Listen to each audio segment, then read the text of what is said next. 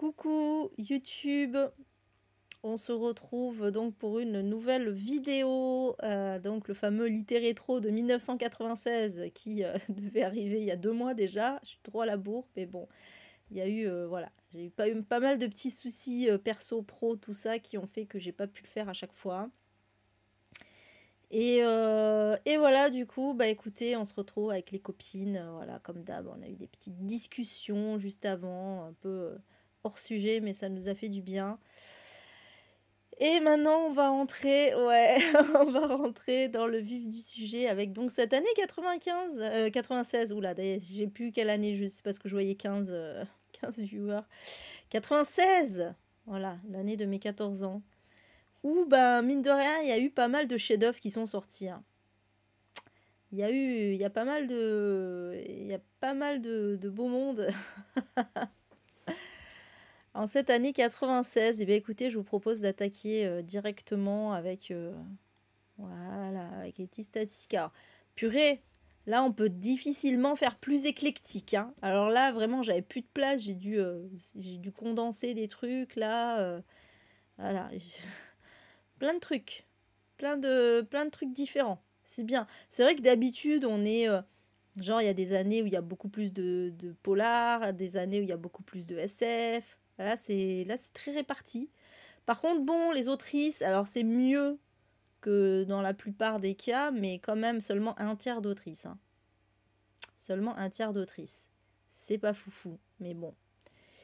Et puis, alors bon, par contre, grosse domination des États-Unis, évidemment. Après, ouais, il y a des trucs, j'avoue que, voilà, il y a du level.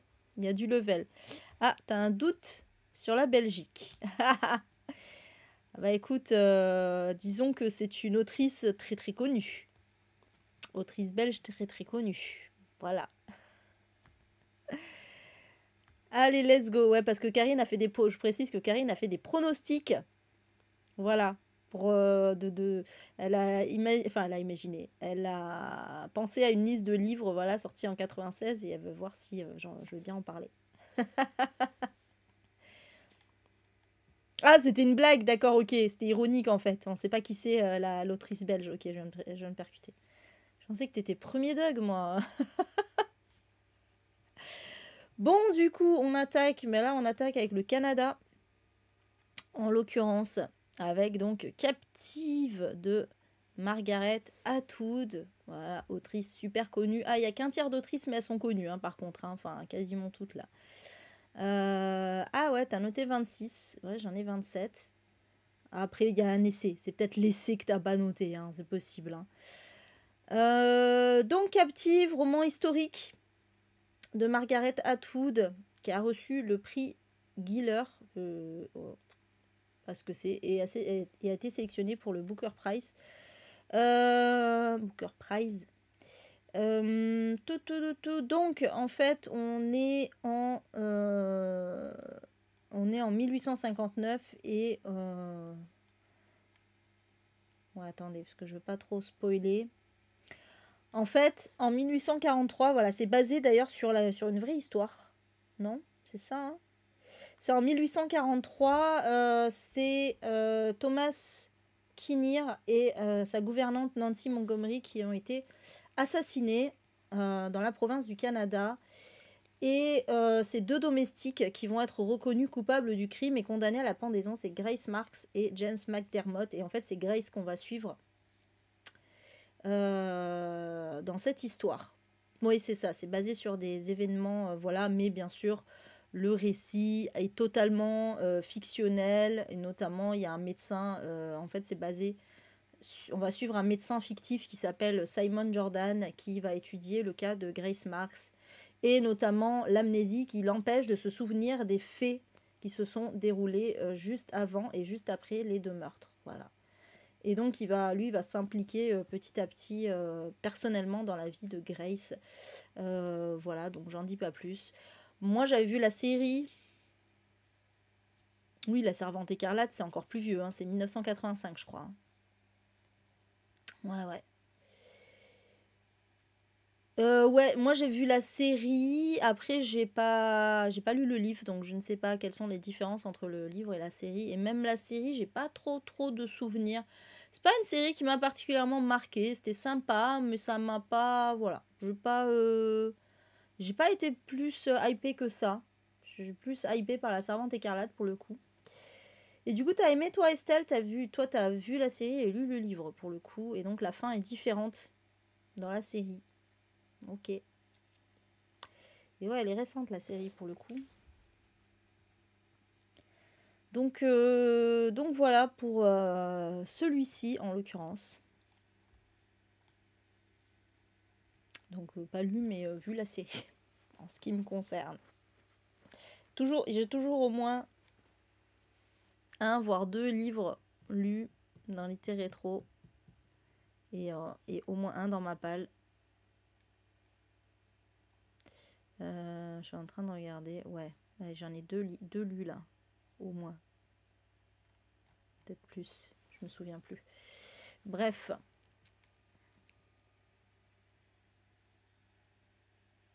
Ouais, bah, c'était ça dans la série aussi, ouais. C'était ça dans la série. Après, voilà, j'étais pas... Ouais.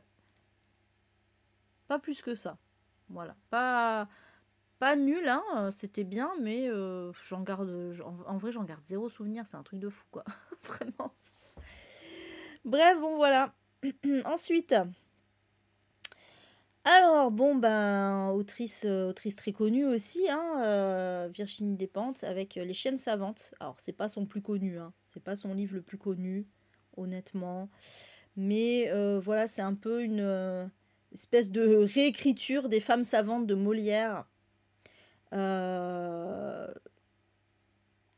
qui est un peu une, enfin, pas une parodie, mais une espèce de parallèle qui est fait avec les femmes savantes en jouant sur les codes de la féminité et de la bienséance. Bon là, voilà, on est carrément à l'opposé hein, avec Virginie Despentes. Puisque on va suivre, dans cette histoire, on va suivre Louise qui travaille dans un peep show. Euh, et en fait, voilà, bon, elle n'a pas tellement envie de faire ça, quoi. Voilà, elle a envie d'être ailleurs. Mais un jour, on va trouver deux cadavres de jeunes filles. Et là, ben, Louise va se rendre compte qu'elle est encore plus en danger. Enfin, non seulement son boulot, il est pas ouf, mais en plus, elle est en danger. Et elle va comprendre ben, la violence des hommes, quoi. Voilà. Je l'ai pas lu, moi. Je l'ai pas lu, donc voilà. On dit ça c'est vraiment une plongée dans les milieux. Oula, j'ai failli faire tomber mon PC, super. Dans les milieux de la pornographie, de la prostitution et sur fond de meurtre et d'enquête policière. C'est vrai que c'en est un que je lirais bien celui-ci, mais je crois que je l'ai pas. Je crois pas que je l'ai celui-là. J'ai les jolies choses à lire. Celui-là je l'ai pas. Mais ouais, ça pour le coup, voilà. Après, j'avoue que dépend. Bon, c'est un peu en dents de scie aussi hein, chez moi. Hein. Vraiment. Voilà en tout cas pour celui-ci. Pas grand chose de plus à dire pour le coup. Alors voilà le fameux essai que j'ai noté pour 1996. Il s'agit du choc des civilisations de Samuel P. Huntington. Oui, j'ai pas fait exprès la toux au milieu du nom. Donc c'est un essai de géopolitique. En fait, voilà, c'est parce qu'il a quand même été...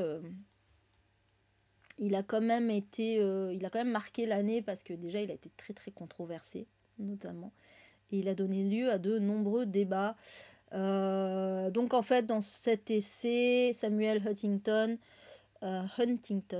développe la théorie du choc des civilisations qui avait été déjà théorisé dans un article dans un journal et cet article avait suscité de nombreuses réactions aussi bien positives que négatives et donc c'est pour ça que voilà c'est un article qu'il avait posté et donc il décide Huntington putain il va être chiant son nom l'auteur décide de développer son argumentaire donc en écrivant carrément un ouvrage afin donc d'approfondir sa théorie, de développer tous les aspects. Et donc voilà, le but c'était de décrire le fonctionnement des relations internationales après l'effondrement du bloc soviétique à la fin des années 80. Donc voilà. Et donc il va s'appuyer sur une description géopolitique du monde fondée non pas sur des clivages idéologiques politiques, mais sur des oppositions culturelles qu'il appelle civilisationnelles. C'est là que c'est là que la controverse va démarrer, je pense, dans lesquelles le substrat religieux tient une place centrale. Et donc il va s'appuyer sur les relations souvent conflictuelles entre ces civilisations. Voilà, et donc bon, alors je vais pas rentrer dans les détails parce que en vrai c'est hyper long. Donc je vais passer directement au problème de controverse, parce que franchement, d'écrire l'article Wikipédia, il est hyper long, ça décrit l'entièreté de l'essai. Donc moi, c'est pas mon but de vous décrire l'entièreté de l'essai. Mais voilà, en fait, donc cette thèse, elle a été beaucoup critiquée dans les milieux universitaires parce que je vais me mettre les noms et tout ça.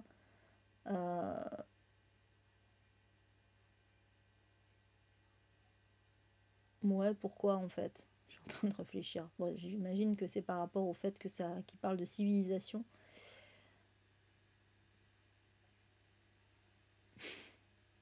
C'est pas très clair, hein, leur critique. Hein. Critique au sujet du découpage des civilisations. Ouais, voilà, mais c'est ça. C'est arbitraire. Et même l'auteur, il reconnaît la faiblesse de certains choix. Ouais, ok. En fait, le mec, il s'est dit, tiens, je vais faire ça. Donc voilà, par exemple, civilisation subsaharienne, civilisation musulmane. Bon, voilà, on comprend le problème, quoi. On comprend le problème direct, quoi. Voilà. Après, critique d'ordre géopolitique, bon, pas de pertinence du critère géographique, etc. Bon, voilà, on va pas rester 107 ans dessus. Même une critique au niveau de l'analyse religieuse, au niveau de la démographie. Bon, voilà, en fait, tout est... Même l'anthropologie, tout est remis en question dans ce livre. Hein. Voilà. Ah ouais.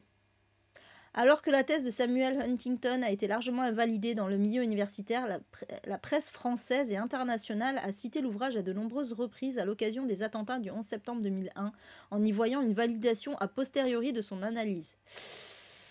C'est cringe, hein. C'est cringe, hein. Bon, voilà. Bref. Voilà. Donc, clairement, bon, moi, j'ai pas envie de le lire, hein. Désolé, mais bon. Ça sent quand même le mec blanc qui parle des civilisations non blanches. D'ailleurs, qui utilise le terme civilisation, alors qu'il n'y a pas de... C'est pas une question de civilisation, hein. Mais voilà. Voilà, en tout cas, pour celui-ci. On change de style. Oui, alors donc en 1996 est sorti Le corps exquis de Poppy Z. Brite. Poppy Z. Brite, d'ailleurs, il faudrait dire même, si on veut bien faire. Et bon, alors pas énormément de choses à dire sur ce livre, hein, si ce n'est que donc c'est quand même l'histoire d'amour entre deux tueurs en série bien psychopathes, bien dégueulasses, cannibales, tout ça là. Mais why not? Non, je l'avais lu. Ah oui, bah oui, du coup, ça fait 3 livres lus déjà. C'était très bien, mais alors bon, c'est trashouille, hein. C'est vraiment trashouille. Hein. Vraiment bon, voilà. C'était juste pour le citer. En vrai, il n'y a pas d'anecdote sur le livre en particulier. Mais voilà, ça a quand même été un petit... j'imagine en plus 1996, ça a dû être un bon choc. Surtout que quand c'est sorti, bah justement, ce livre, il parle pas mal du sida, notamment. Et là, c'est vrai qu'on était en pleine période où on en parlait énormément, hein, du sida à cette époque-là. Donc ouais, on est en plein dedans, quoi. Et du coup, quand on le lit maintenant, c'est presque historique finalement, parce qu'il y a vraiment pas mal de choses autour de ça. Mais voilà, en tout cas. Alors, celui-là aussi, putain, dans le genre cringe pour moi, en tout cas. Hein, je suis désolée, mais moi, je le trouverai toujours cringe, ce livre. Dans la forêt de Jean Egland. Et ouais, qui n'est sorti qu'en 2017 hein, en France, hein, quand même. Hein. Il est tout récent en France, mais en fait, il a été publié donc en 1996. Et bon, voilà, donc on est dans un futur proche. Et on va suivre deux sœurs, Nell et Eva, qui sont, j'avais oublié qu'il y en avait une qui avait mon prénom en plus, tout en plus cringe, qui sont des adolescentes hein, et qui doivent apprendre à survivre seules, à vivre dans leur maison familiale en fait, donc elles n'ont plus leurs parents, parce que leurs parents vont mourir alors que en fait, voilà. En fait, il y a eu visiblement, je me souviens plus exactement, mais il y a plus d'électricité nulle part, et donc forcément, on se retrouve un peu à survivre dans la nature. Et voilà, on va suivre ces deux sœurs jumelles qui essayent de survivre. Et bon, il va y avoir des trucs cringe qui vont arriver. Voilà. Voilà. Et d'ailleurs, ouais, voilà, donc les petites anecdotes sur le livre. Jean Egland, avant la sortie de ce livre, elle avait seulement publié un essai sur le thème de la grossesse. Voilà, et donc ça c'est son premier roman. Elle va essuyer 25 refus d'éditeurs avant que son manuscrit ne soit accepté par une petite maison d'édition féministe en plus. On dit voilà. Et ensuite les droits vont être cédés à une plus grosse maison d'édition. Mais voilà, et donc succès national puis international. Et voilà, oui, parce qu'en fait, du coup, effectivement, il y a eu une adaptation au cinéma et c'est seulement après, évidemment. Ça, c'est très courant, hein. D'ailleurs, on va le voir encore de nouveau là dans cette sélection. Mais que la sortie française soit à cause, enfin, que le livre sorte en France parce qu'il y a eu une adaptation, en fait. C'est genre, c'était pas prévu que le livre y sorte, mais ah bah putain, il y a un film, il a bien marché, bon bah let's go, on sort la traduction du livre, quoi. Ouais, elle était persévérante. Hein. Oui, la couve est très belle. La couve est très belle. Donc voilà, film en 2015. Bon bah allez, let's go quoi.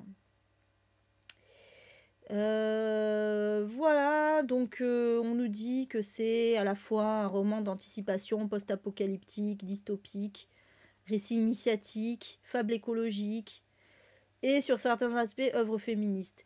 Alors oui, c'est vrai que oui, il y a évidemment, pas mal d'aspects féministes dedans, et je comprends hein, les gens qui ont aimé ce livre. Moi, après, c'est juste, j'avoue que j'ai été trop gênée par une scène. J'ai pas pu. Après, c'est moi, hein, voilà, je dis pas que. C'est juste moi qui je fais un blocage là-dessus. J'ai fait un blocage, ça m'a. Voilà.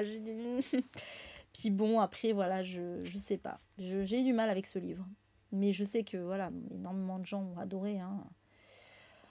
Donc voilà, c'est vrai qu'on est un peu en huis clos dans la forêt, dans cette maison au sein de la forêt. Voilà, donc ça questionne évidemment la société de consommation, le rapport de l'humain à la nature et même les relations intrafamiliales. Voilà, pas plus. Qu'est-ce que ça dit? L'accueil du public. Voilà, et en plus, oui, c'est vrai qu'elle a publié avant la mode des contre-utopies, effectivement. Voilà, sujet tout à fait original, enfin sujet traité de façon originale. Transforme l'apocalypse en fable initiatique.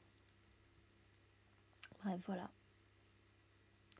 Donc voilà, en tout cas, pour celui-ci.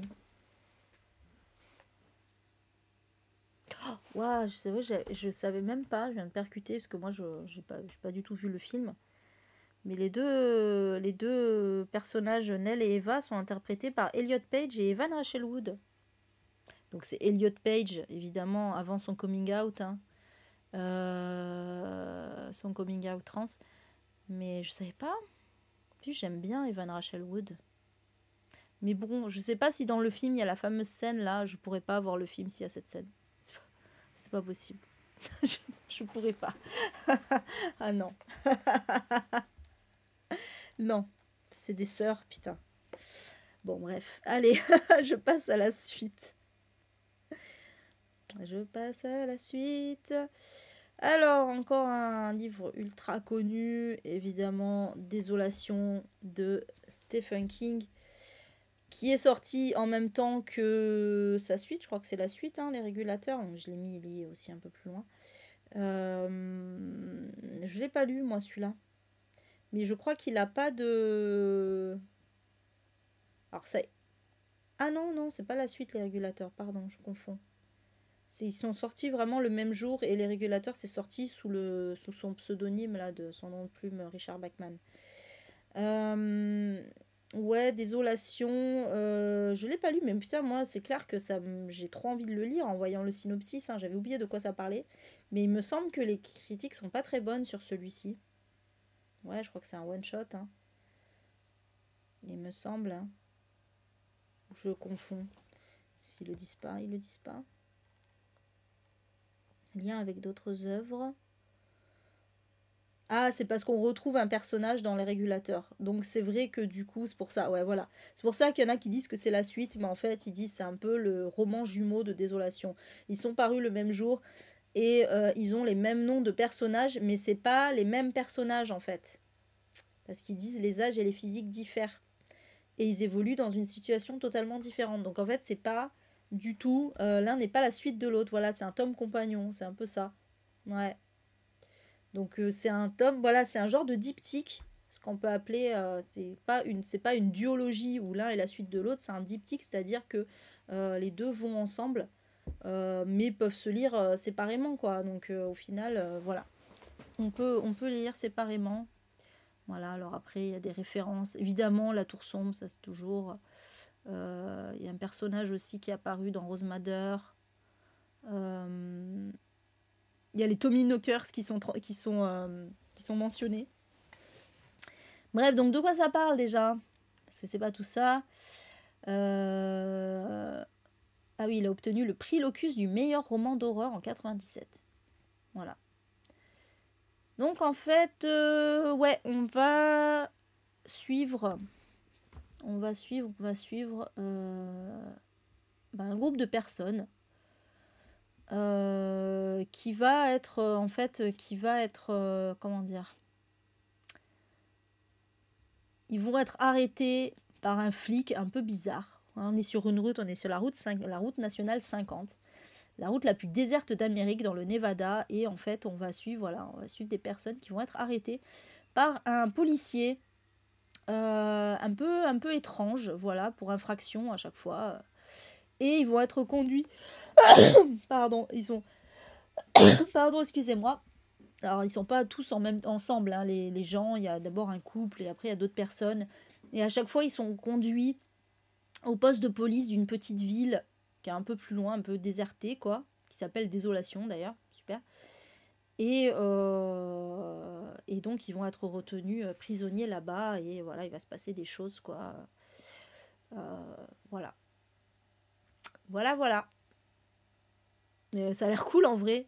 Bisous Michel. Oui, c'est l'heure du coup, ouais, quand je suis arrivée tard, je suis désolée. Bisous, bonne soirée, bonne nuit. Donc voilà, moi j'ai envie de le lire. Je sais pas pourquoi il avait des mauvaises critiques, des mauvais retours celui-ci. De toute façon, je le lirai, hein. À un moment, je le lirai. Moi, de toute façon, les Stephen King, bon, voilà quoi. Je suis obligée de tous les lire, ou presque. Donc voilà, est-ce que jeunesse du roman, non, je regarde s'il y a des petites anecdotes. Ouais, voilà, donc en fait, c'est en 1991, Stephen King traversait le Nevada et il est passé dans une petite ville qui semblait totalement inhabitée, et du coup, il lui est venu la pensée que tous les habitants étaient peut-être morts. Et après, il s'est dit, tiens, c'est peut-être que le shérif les a tous tués. On voit l'imagination de Stephen King quand même. Et donc du coup, 3 ans plus tard, il voyage à travers les États-Unis à moto pour faire la promotion de son roman Insomnie, et il est repassé au même endroit et il a entendu parler d'immigrants chinois qui, au 19e siècle, avaient été piégés et avaient péri dans un puits de mine. Et du coup, les deux anecdotes reliées, ben, ça a donné cette idée de roman, quoi. Voilà. C'est marrant quand même de connaître les genèses des romans comme ça. Voilà, le roman est resté 15 semaines sur la New York Times Bestseller List, dont 2 semaines à la première place. Bah alors, quand même, l'accueil, il était bien, quoi. Alors. Oui, en plus, je vois qu'il y a eu des bons retours. Voilà. Et donc, petit téléfilm en 2005. Voilà pour celui-ci. Alors, celui-là, il est moins connu, mais je pense qu'il est assez important quand même. C'est La douleur du dollar de Zoé Valdés, autrice cubaine.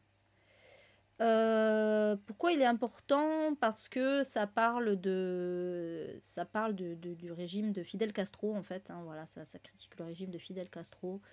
C'est un livre en plus qui a connu un grand succès international, en particulier en Espagne et en France. Et donc dans lequel on va suivre la jeune Cuca Martinez, qui quitte à 16 ans sa ville natale de Santa Clara et arrive à La Havane, donc la capitale de Cuba, pour travailler comme bonne chez sa marraine. Et donc elle va partager sa chambre avec deux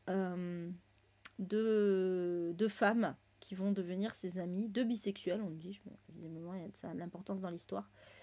Elles vont fréquenter le cabaret Montmartre et elles vont y rencontrer Juan Pérez, qui va devenir l'homme de la vie de Cuca. Bon bref, je ne vais pas aller trop loin, mais voilà, il y a une histoire d'amour et il va y avoir pas mal de péripéties, mais surtout au-delà de la vie de Cuca, en fait, c'est vraiment, voilà, il va y avoir une grosse critique du régime de Fidel Castro.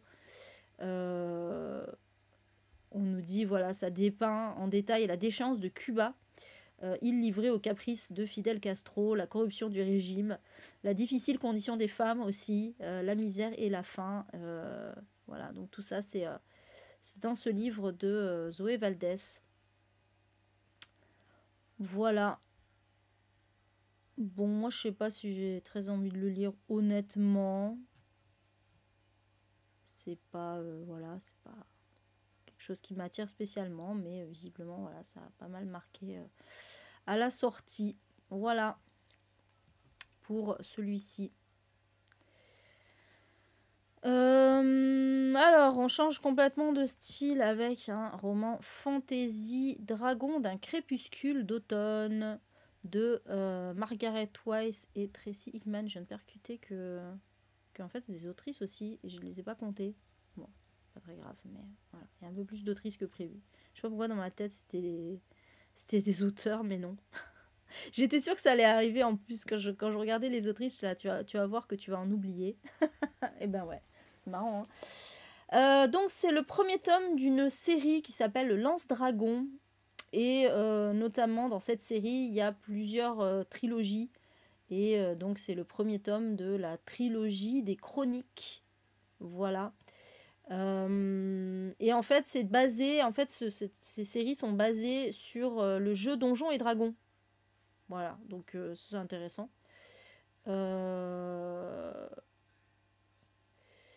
Du coup, voilà, parce que les designers des modules de jeu Donjons et Dragons voulaient des romans qui permettent de raconter l'histoire du monde qu'ils étaient en train de créer.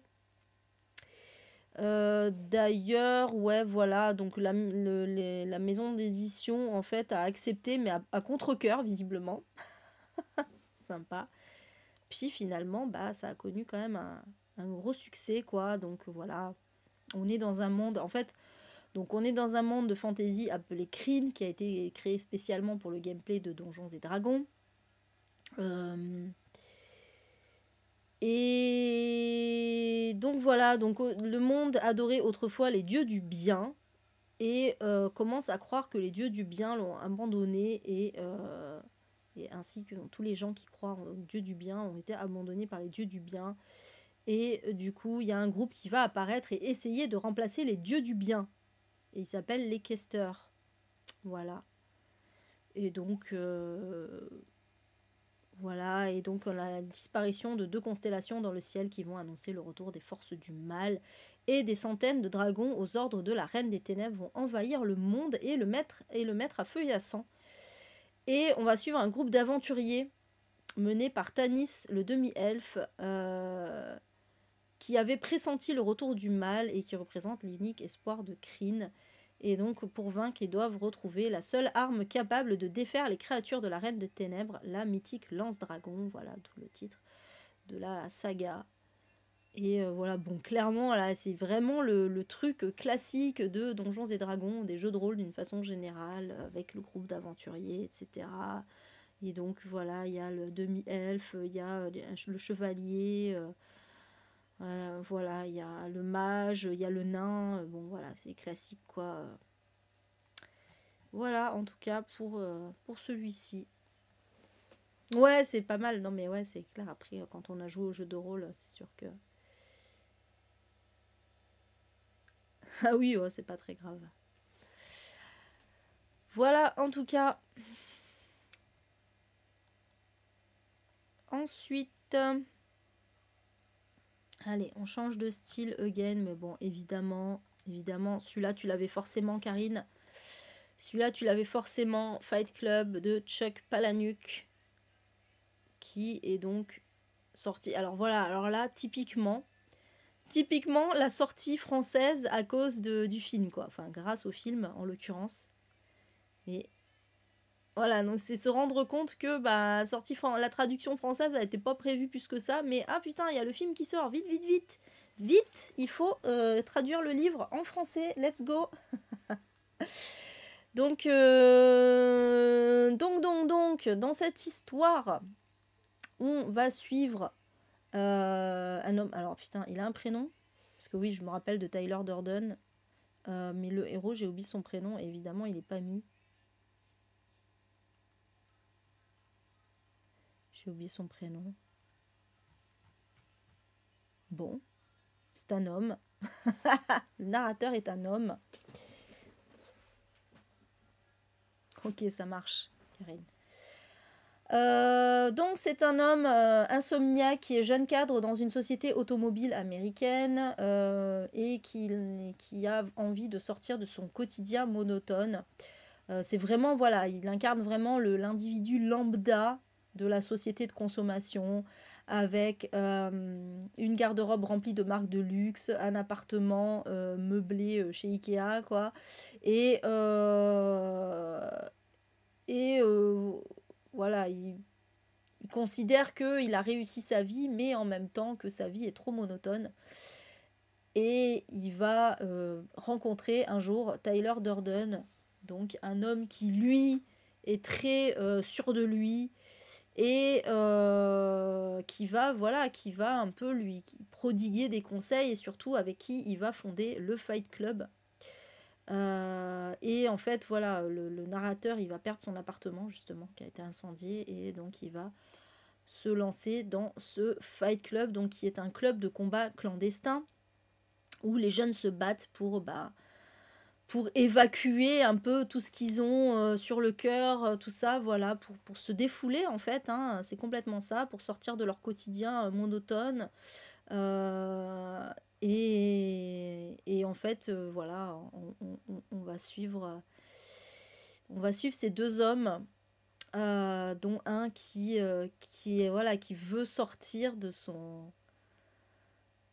sa petite vie, mais au final, est-ce que c'est pas pour entrer dans quelque chose qui le dépasse, quoi. Donc vraiment, ouais, il est pas nommé, ouais, d'accord, c'est bien ça. Il est jamais nommé, le héros. Et puis voilà, donc oui, après voilà, donc c'est connu. Alors après moi j'ai vu que le film, hein, encore une fois, voilà, vu le film, pas lu le livre. Clairement, c'est connu pour être une critique de la société de consommation, de la mondialisation, mais aussi de la masculinité toxique. D'ailleurs, c'est très drôle en tout cas le film, c'est très drôle que, que, que, que les masculins, d'une façon générale, idolâtrent ce film comme si ça les représentait, alors que oui, ça les représente, mais pas de façon positive, en fait. C'est vrai que c'est marrant quand même, mais ça c'est un truc qui est très classique. c'est voilà les mecs en mode mal alpha, on est des bonhommes là, les mascus quoi, qui idolâtrent des films parce que voilà, soi-disant c'est l'incarnation de ce qu'il faut être et tout ça dans la vie, et ils comprennent pas que ça les critique, au contraire quoi. Il y a ça, il y a Scarface, Rambo, enfin voilà, il y en a plein comme ça, même Joker, il y en a plein comme ça qui sont des critiques au contraire, mais ouais, c'est vraiment typique. Et donc, ouais, c'est clairement une critique de la masculinité toxique, hein, vraiment, voilà. Donc voilà, et puis ça parle aussi de santé mentale. D'ailleurs, notamment, il va dans des groupes de parole à un moment, etc. Donc voilà, j'ai écouté, quoi dire de plus. Ah, il y a eu aussi des adaptations en comics, tiens, je l'avais pas vu ça. Impact culturel, bah oui, tu m'étonnes. Ah, il y avait pas mal de merchandising autour de ça, mais il y a même eu un spray anti-moustique biologique au nom de Fight Club. Ok. Ah non, c'est pas au nom de Fight Club, c'est au nom de Pepper Street Soap Co. Oui, c'est l'entreprise. C'est une entreprise fictive en fait dans le film quoi. C'est marrant. Bon voilà. Bref, voilà en tout cas pour bah, cet énorme classique de la littérature et du cinéma aussi par la même occasion. Et d'ailleurs 1989, moi ça me rend ouf parce que ça me paraît à la fois vieux et super récent quoi. C'est-à-dire que en fait j'ai l'impression pour moi que Fight Club a toujours existé alors qu'en fait il est sorti quand j'avais déjà 17 ans. Et ça me rend ouf parce que ça fait tellement un classique et en même temps 99 ça me paraît voilà, ça me paraît tellement récent aussi. Donc oui 99, c'est ce que j'ai dit. J'ai dit 89? Non non 99. Hein. J'ai juste mal prononcé, c'est tout, mais j'ai bien dit 99. Euh, donc ouais 99 c'est vraiment oui parce que j'ai dit c'est l'année de mes 17 ans, je me suis pas trompée. Hein. Donc ouais, c'est ultra récent et à la fois moi j'avais l'impression que c'était beaucoup plus vieux que ça. Ok, d'accord. Autant pour moi alors. Non mais vraiment je pense que j'ai juste avalé le 10 quand j'ai prononcé, mais je disais vraiment 99, voilà. Je disais pas 89. J'avais pas dans l'idée 89 en ayant en, en, en ayant fourché, quoi. J'ai vraiment dit 99, mais juste j'ai avalé, j'ai mal prononcé. Voilà. Parce que quand je parle trop vite, j'avale des syllabes des fois. C'est pas la première fois que ça arrive. Ça a dû ressembler à 89, 99, un truc comme ça. Bref, donc voilà pour celui-ci, en tout cas. Donc encore un énorme monument de la littérature et des séries, là en l'occurrence, c'est pas film, c'est série. Donc là, oui, ça fait 4 du coup que j'ai lu. Je compte ce que j'ai lu. Là, il y en a pas mal là pour l'instant. Le Trône de Fer de George R.R. Martin, qui a donc donné l'excellente série Game of Thrones. Gros monument de la dark fantasy. Ouais, c'est pareil, hein, ça a l'air vieux et ça a l'air vieux et récent à la fois aussi. Bon, moi j'ai découvert ça sur le tard. Hein. Déjà la série, je l'ai découverte sur le tard. C'était déjà sorti depuis un petit moment quand j'ai commencé à regarder. Mais j'ai d'abord commencé les livres. Et après, je me suis attaquée à la série parce que je ne pouvais plus attendre. Et après, j'ai continué les livres. Et je crois qu'il me reste un petit tome. Et après, je sais que c'est pas fini. Donc voilà. Ouais, c'est clair. Hein. C'est clair que là, il traîne. Il fait autre chose. En plus, c'est ça qui est énervant. C'est pas comme l'autrice de Nana, par exemple, qui est malade, etc., et qui peut plus. Lui, il est pas malade, hein, il va très bien, et il écrit d'autres choses. Ah non, le mec, il préfère écrire des spin-offs ou des machins comme ça, plutôt que continuer sa saga. C'est vraiment de la mauvaise volonté, quoi. C'est en fait, il a plus envie. Je pense que c'est vraiment juste qu'il a plus envie d'écrire sa saga, quoi. Vraiment, il a envie de faire autre chose. Il en a marre. C'est possible, hein. Ah, tu peux en avoir marre d'une œuvre. Et bon, après, il reste un peu dans le même truc quand même, hein, mais je sais pas. J'essaye de comprendre le délire, mais ouais, c'est vrai que le narrateur, il est. J'aime bien aussi. Alors après, c'est bizarre parce que il y a des voix. Moi, ce qui m'avait le plus choqué, c'était la voix de Chaé. Parce qu'il lui a fait vraiment une voix de poissonnière. Alors que bon, Chaé, c'est la sensualité et tout. Et là, elle a une voix de poissonnière dans le truc. C'est horrible. C'est trop horrible. Enfin, je veux dire, tu l'imagines vraiment comme une paye, quoi. Enfin, je sais pas, mais vraiment, une pouilleuse, quoi. C'est horrible. Bref. Et non, c'était pas fini, non. Donc, voilà. Ouais, mais ils sont sur Audible, hein.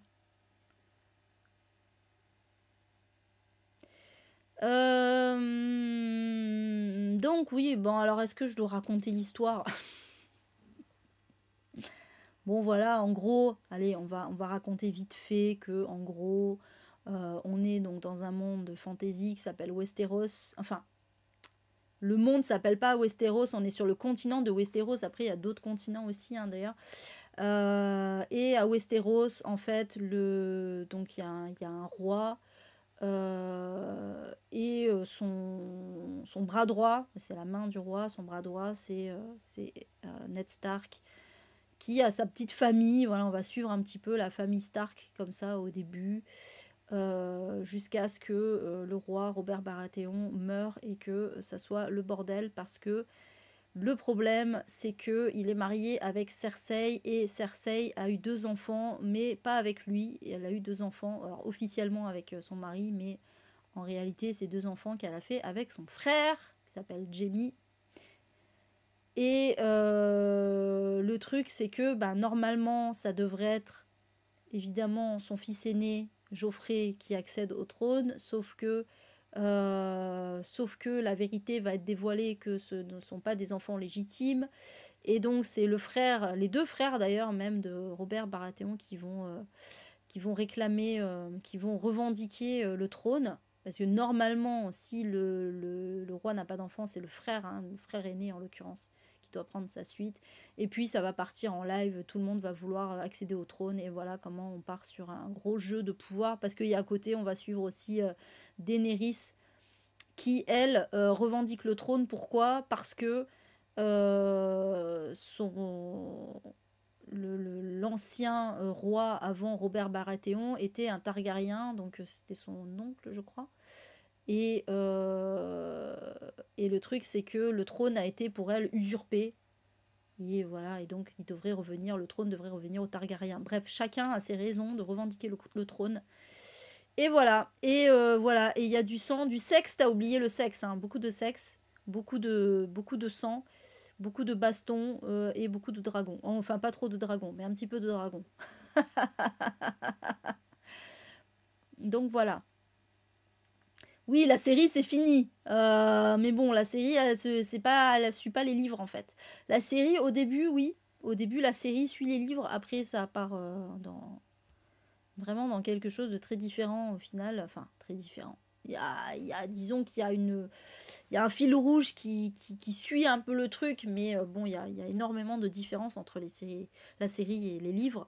Et évidemment, la série, elle termine, c'est vraiment une fin imaginée par les créateurs de la série, puisque la fin des livres n'a pas été écrite encore. Donc voilà. Et même d'ailleurs, la série continue bien après le dernier tome paru, quoi. Voilà, donc il se passe énormément de choses qui ne sont pas dans les livres. Voilà.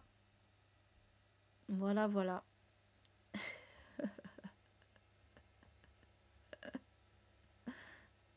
Moi, j'y suis allée franco, hein. J'aime bien ce que les filles. Ah oui, il n'y a pas que ça. Wink, wink. Moi, j'étais, ah bah oui, il y a du cul, quoi. Oui.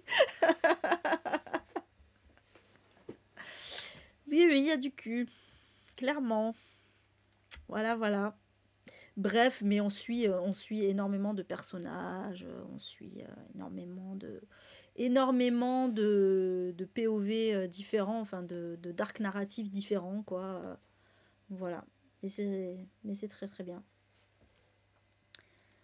Clin d'œil, clin d'œil. Voilà en tout cas pour Game of Thrones, donc. Ensuite, alors, écrivain très connu, œuvre peut-être un peu moins pour le coup, donc c'est Histoire d'une mouette et du chat qui lui a appris à voler de Luis Sepulveda. Donc auteur chilien, hein, et donc en fait c'est une courte histoire, alors c'est une petite histoire jeunesse, un petit roman jeunesse, voilà, donc où on suit, donc c'est Zorbas le chat, donc on est au large des côtes européennes, et en fait Zorbas il va promettre à la mouette qui est venue se nourrir sur son balcon de couver son dernier œuf, de protéger le poussin et de lui apprendre à voler. Et tous les chats du port de Hambourg vont se mobiliser pour l'aider à tenir ses promesses insolites. Voilà, ça a l'air tout mimes. Ça a l'air très très mimes. C'est une petite histoire poétique, un peu humoristique, un petit conte, quoi. Voilà. Voilà, c'est un petit truc mignon, parce que pourquoi pas. Voilà, sous-titré un roman pour les jeunes de 8 à 88 ans. J'aime bien. Ah. Voilà. Il y a eu aussi une petite adaptation en BD. Ah oui, mais je ne l'ai pas mise parce que le titre était tellement long. Le titre original était tellement long. Bah déjà le titre français aussi, hein, mais voilà, que du coup j'ai pas mis. Donc il y a eu une adaptation au cinéma. Alors, précision, c'est un film d'animation, La Mouette et le Chat, sorti en France en 99. Et petite adaptation en BD aussi aux éditions Corrette. Voilà, en 2021, la BD. Voilà pour celui-ci. Oui, après, Sepulveda, c'est le vieux qui aimait les romans d'amour. Je crois que c'est ça, hein, le son plus connu. Voilà. Voilà pour celui-ci. Ouais, ça a l'air très très bibs en tout cas. Alors, celui-ci qui a bien tardé aussi à être traduit en français. D'ailleurs, c'est marqué sur le bandeau. Hein. Donc, c'est L'Infinie Comédie de David Foster Wallace. Et alors là, ça va être un peu dur, je pense, de vous en parler parce qu'il est un peu spécial ce roman. D'ailleurs, on me dit qu'il a une structure narrative non conventionnelle et qui comprend des centaines de notes de fin détaillées, certaines avec leurs propres notes de bas de page. Waouh! Déjà, rien que ça a l'air chaud. Roman qui s'est vendu à plus d'1 million d'exemplaires dans le monde, acquérant ainsi le statut de classique culte, largement théorisé et commenté. Voilà. Donc, en fait, on est dans un futur proche. Dans ce futur proche, le Canada, les États-Unis et le Mexique se sont unifiés sous le nom de l'Organisation des Nations Nord-Américaines. Donc l'ONAN, c'est pas l'OTAN, c'est l'ONAN. Qui forment une puissante nation dominatrice. Et dans ce monde, les habitants sont soumis au contrôle de diverses corporations auxquelles ils sont devenus addicts. Les drogues et les médicaments, le divertissement et la consommation excessive. Voilà, encore une critique de ça. Hein. À l'époque, c'était la mode des critiques de la surconsommation. Hein. Et donc, on va suivre Hal, qui est le protagoniste du livre, et sa famille, qui vont être traqués par un groupe d'extrémistes québécois. Ah bah oui, c'est bien connu ça, les Québécois, bien sûr. Tous des extrémistes, hein, Karine. Attends, en plus, j'adore le nom. Les assassins en fauteuil roulant. Donc, des extrémistes québécois, les assassins en fauteuil roulant qui veulent s'emparer d'un film mystérieux produit par James, le père de Hal. Ce film, il s'appelle L'Infinie Comédie et il a le pouvoir de tuer quiconque le regarde. Oh putain, c'est Ring. Oh putain. D'ailleurs, Ring, le film, il est sorti pas longtemps après, hein, n'empêche. Le livre même, attendez, il est paru quand le livre? Pas loin, hein. C'est pas inspiré. Qui a inspiré l'autre? Qui a inspiré l'autre? Attendez, je regarde. Ring. Quand est-ce qu'il est sorti le livre? Le film est sorti en 98. Ah, putain de notification. Koji Suzuki. Imaginez, il est sorti en 96 et du coup... non, mais je l'aurais vu quand même. Allez, la date de sortie, elle est où? Pourquoi il le marque pas?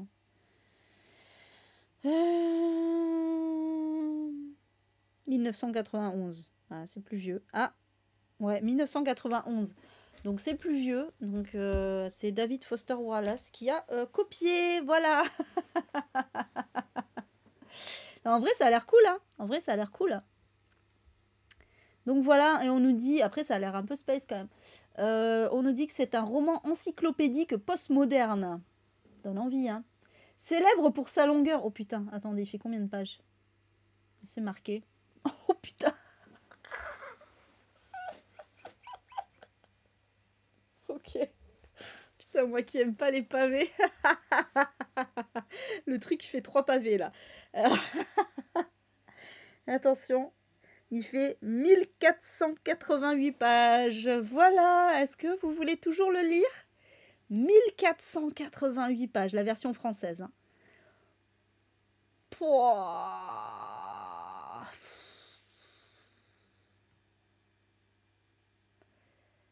Ah ouais, donc oui, il peut être célèbre pour sa longueur, ouais. Célèbre pour sa longueur, ses détails abondants et ses digressions. Ah, ça va pas me plaire, ça. Contenant 388 notes de fin. 380 dans la version traduite en français. On les remercie de nous avoir épargné de 8 notes de fin, dont certaines ont elles-mêmes des notes en bas de page. Le livre abonde d'une grande quantité de connaissances encyclopédiques de Wallace, notamment la théorie des médias, la linguistique, les études cinématographiques, le sport, et plus spécifiquement le tennis. Putain, j'aime tellement pas le tennis en plus. La toxicomanie, la science et les questions d'identité nationale. La narration du roman alterne principalement entre ses points de vue internes et omniscients à la troisième personne, mais comprend également plusieurs récits à la première personne. Oh putain. Ah non, mais ça a l'air d'être le bordel. Hein. Renonçant, alors attention, renonçant au développement chronologique de l'intrigue et à une résolution directe, une préoccupation souvent évoquée dans les critiques, le roman soutient une variété d'interprétations. Wallace mentionne que la résolution de l'intrigue du roman se fait indirectement et que les réponses existent toutes, mais juste après la dernière page. Putain, faut se taper les 1488, hein. Toutefois, tel que le rapporte Stephen Byrne dans un guide de lecture du roman, oh putain, on va lire le guide du coup. Wallace aurait concédé en privé à l'écrivain Jonathan Franzen que l'histoire ne peut pas être pleinement comprise. Même lui, il admet. Ah putain. Et donc, ouais, du coup, voilà, ça a attendu 2015 pour être traduit. Hein.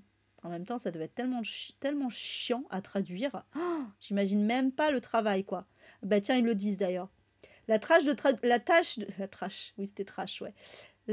traduction de l'œuvre fut exigeante, considérant le nombre de pages et le style d'écriture de Wallace qui comprend toutes sortes de jeux de mots, de néologismes, de sous-entendus ironiques, de citations cachées, de clins d'œil et de phrases complexes qui ne peuvent qu'être pleinement comprises que dans leur langue originale. Ah, parce qu'en plus, il faut le lire en VO, sinon tu comprends que dalle. Waouh. Putain, ça devait être dur, hein. Ça devait être dur à traduire, hein. Ah la vache. Voilà, et donc voilà, le roman aborde de nombreux sujets, dont la dépendance aux drogues, mais aussi au sexe et à la célébrité, le repli sur soi, la guérison, la mort, les relations familiales, les parents absents ou décédés, la santé mentale, le suicide, la tristesse, le divertissement, la théorie du cinéma, la théorie des médias, la linguistique, la science, le souverainisme québécois, tiens, l'identité nationale et le tennis comme activité métaphysique. Pourtant, il est américain, le gars, il n'est pas québécois. Ouais, il est américain. Pourquoi il parle du Québec là? Il a un truc avec le Québec. Le tennis comme activité métaphysique, s'il vous plaît. Ah putain. Déjà que j'aime pas le tennis. Ah putain. Bon voilà. Donc apparemment, l'auteur, il a eu un gros succès. Au-delà de son livre. Événement littéraire majeur, étude profonde de la condition postmoderne, chef-d'œuvre monstrueux. Voilà, ça, c'est les critiques en fait qui ont été faites. Près de 1100 pages d'une inventivité époustouflante et d'une douceur désarmante. Sa taille et sa complexité le rendent intimidant et ésotérique. Le magazine Time l'a inclus dans sa liste des 100 meilleurs romans de langue anglaise publiés entre 1923 et 2005. C'est précis. Voilà. Mais après, il y a eu des mauvaises critiques aussi. Hein. Critiques mitigées, reconnaissant l'inventivité de l'écriture, mais critiquant la longueur et l'intrigue. Bah, tu m'étonnes. Voilà. Il est en un mot terrible parmi les autres mots que je pourrais utiliser, citons gonflé, ennuyeux, gratuit et peut-être surtout incontrôlé. Ouais, les éléments pinconesques, c'est quoi ça? Ah, pinchonesque. Ah, mais c'est un mec, d'accord, c'est un auteur et ok, d'accord. Donne l'impression d'être plutôt voulu et de seconde main. Ils sont impressionnants à la manière de la performance d'un enfant précoce lors d'un dîner. Et de la même manière, finalement irritant. Il semble motivé principalement par un désir de se montrer. Ok, bon. Ouais, bon, les critiques négatives sont pas ouf quand même. Bref, voilà pour celui-ci. Ouais, Thomas Pinchon. Je sais pas comment ça se prononce en vrai. Hein. Tu connaissais visiblement. Le tennis me tente moins, ouais. Ah ouais, pour la souveraineté, bah ouais, du coup, ça va t'intéresser. Bref, non, mais en vrai, c'est vrai que en vrai, ça fait envie dans le sens où, bah oui, ça rend curieux, quoi. De savoir qu'est-ce que c'est ce truc, cet ovni littéraire, là. Mais en même temps, j'avoue que... Il y a quand même pas mal de trucs que j'aime pas dans un roman, hein. Bref. Bon, voilà. Voilà, en tout cas, pour celui-ci. Ensuite... alors... on retourne au Canada. Sachant que Nancy Houston, c'est une autrice anglophone, c'est une autrice canadienne anglophone, mais elle écrit aussi en français. D'ailleurs, elle vit en France même depuis quelques années. Et donc là, c'est son livre là qui sort en 96, c'est Instruments des ténèbres, qui a reçu le prix Goncourt des lycéens d'ailleurs, et le prix du livre inter, ainsi que le Grand Prix des lectrices de L Québec. Précisons-le. Donc voilà. Donc il est sorti en même temps en France et au Québec, hein, voilà, chez Actes Sud et Leméac. Désolée si je prononce mal. Et donc dans cette histoire, on va suivre Nadia, qui est une Américaine d'une cinquantaine d'années, qui fait de sa vie un bilan négatif qu'elle exprime à travers son journal intime. Et parallèlement, elle écrit un roman qui s'appelle La Sonate de la Résurrection, qui met en scène des jumeaux, Barbe et Barnabé, dans la France du début du XVIIIe siècle, et au fur et à mesure de la lecture, des correspondances entre les souvenirs de Nadia et le destin des jumeaux vont se dévoiler. Voilà, j'en sais pas plus. Voilà, on nous dit qu'il y a une inspiration autobiographique, hein, puisqu'il y a de nombreux points communs entre Nancy Houston et ses personnages. Voilà, et après, voilà, le roman se structure en deux parties bien différentes. Bon, voilà, référence constante à la musique. Bon, voilà, après, il raconte un peu tout le livre, donc on va éviter. Voilà, en tout cas, moi, Nancy Houston, j'aimerais bien découvrir cette autrice, mais pas avec celui-là, pour le coup. C'est lequel que je dois lire? Il y a Ligne de faille, il y en a un autre aussi qu'il faut que je lise, mais j'ai oublié le titre. Bon. Mais il faudra que je découvre cette autrice. Hein. Je sais qu'elle a beaucoup de succès. Voilà, en tout cas, pour celui-ci. Allez, dans un truc plus léger, mais ultra connu aussi, évidemment, le journal de Bridget Jones, d'Hélène Fielding, pardon, qui avait d'abord été publié sous forme de nouvelles, sachez-le. Voilà, c'était d'abord publié sous forme de nouvelles dans des journaux, The Independent et The Daily Telegraph, en 95 et 96, avant d'être enfin sorti en livre. Et pareil, j'ai vu le film, j'ai pas lu le livre. Voilà, et donc évidemment, on va suivre la vie de Bridget Jones, qui est une trentenaire célibataire qui vit à Londres. Elle travaille dans l'édition. Et en fait, bon, bah évidemment, elle a des difficultés dans sa vie amoureuse. En plus, voilà, elle a une histoire de cul avec son patron. Euh, mais bon, elle aspire à avoir une vraie histoire d'amour et donc ouais, on va lui suivre dans ses péripéties, sachant qu'elle est quand même très maladroite et très moquée par son entourage. Voilà. Non, c'est moi pareil. Je suis pas une fan de Bridget Jones. Pour le coup, c'est clairement pas féministe. Bon, la meuf est totalement débile. C'est moi, mais franchement, ça fait vraiment pas la part belle aux femmes. Hein. Attends, c'est vraiment. Or, aux hommes non plus, cela dit, avec le personnage de Hugh Grant qui est horrible, mais quand même, quoi. Vraiment, l'héroïne, putain, t'as envie de la baffer, quoi. Tellement elle est teubée. Elle est complètement conne, quoi. Vraiment. C'est une catastrophe. Donc, ouais, non, c'est clair, hein, tu rates rien. Voilà, ça prête à sourire quand on a 14 ans, mais après, bon, ça va, quoi. En plus, c'est un peu grossophobe. Bon, voilà. C'est genre, la meuf, elle fait du 42 grand maximum, et ça y est, elle est grosse. C'est bon, calmez-vous, quoi. Calmez-vous. Elle est moins grosse que moi. À un moment, bon.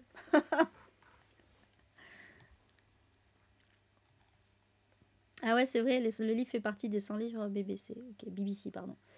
Ok.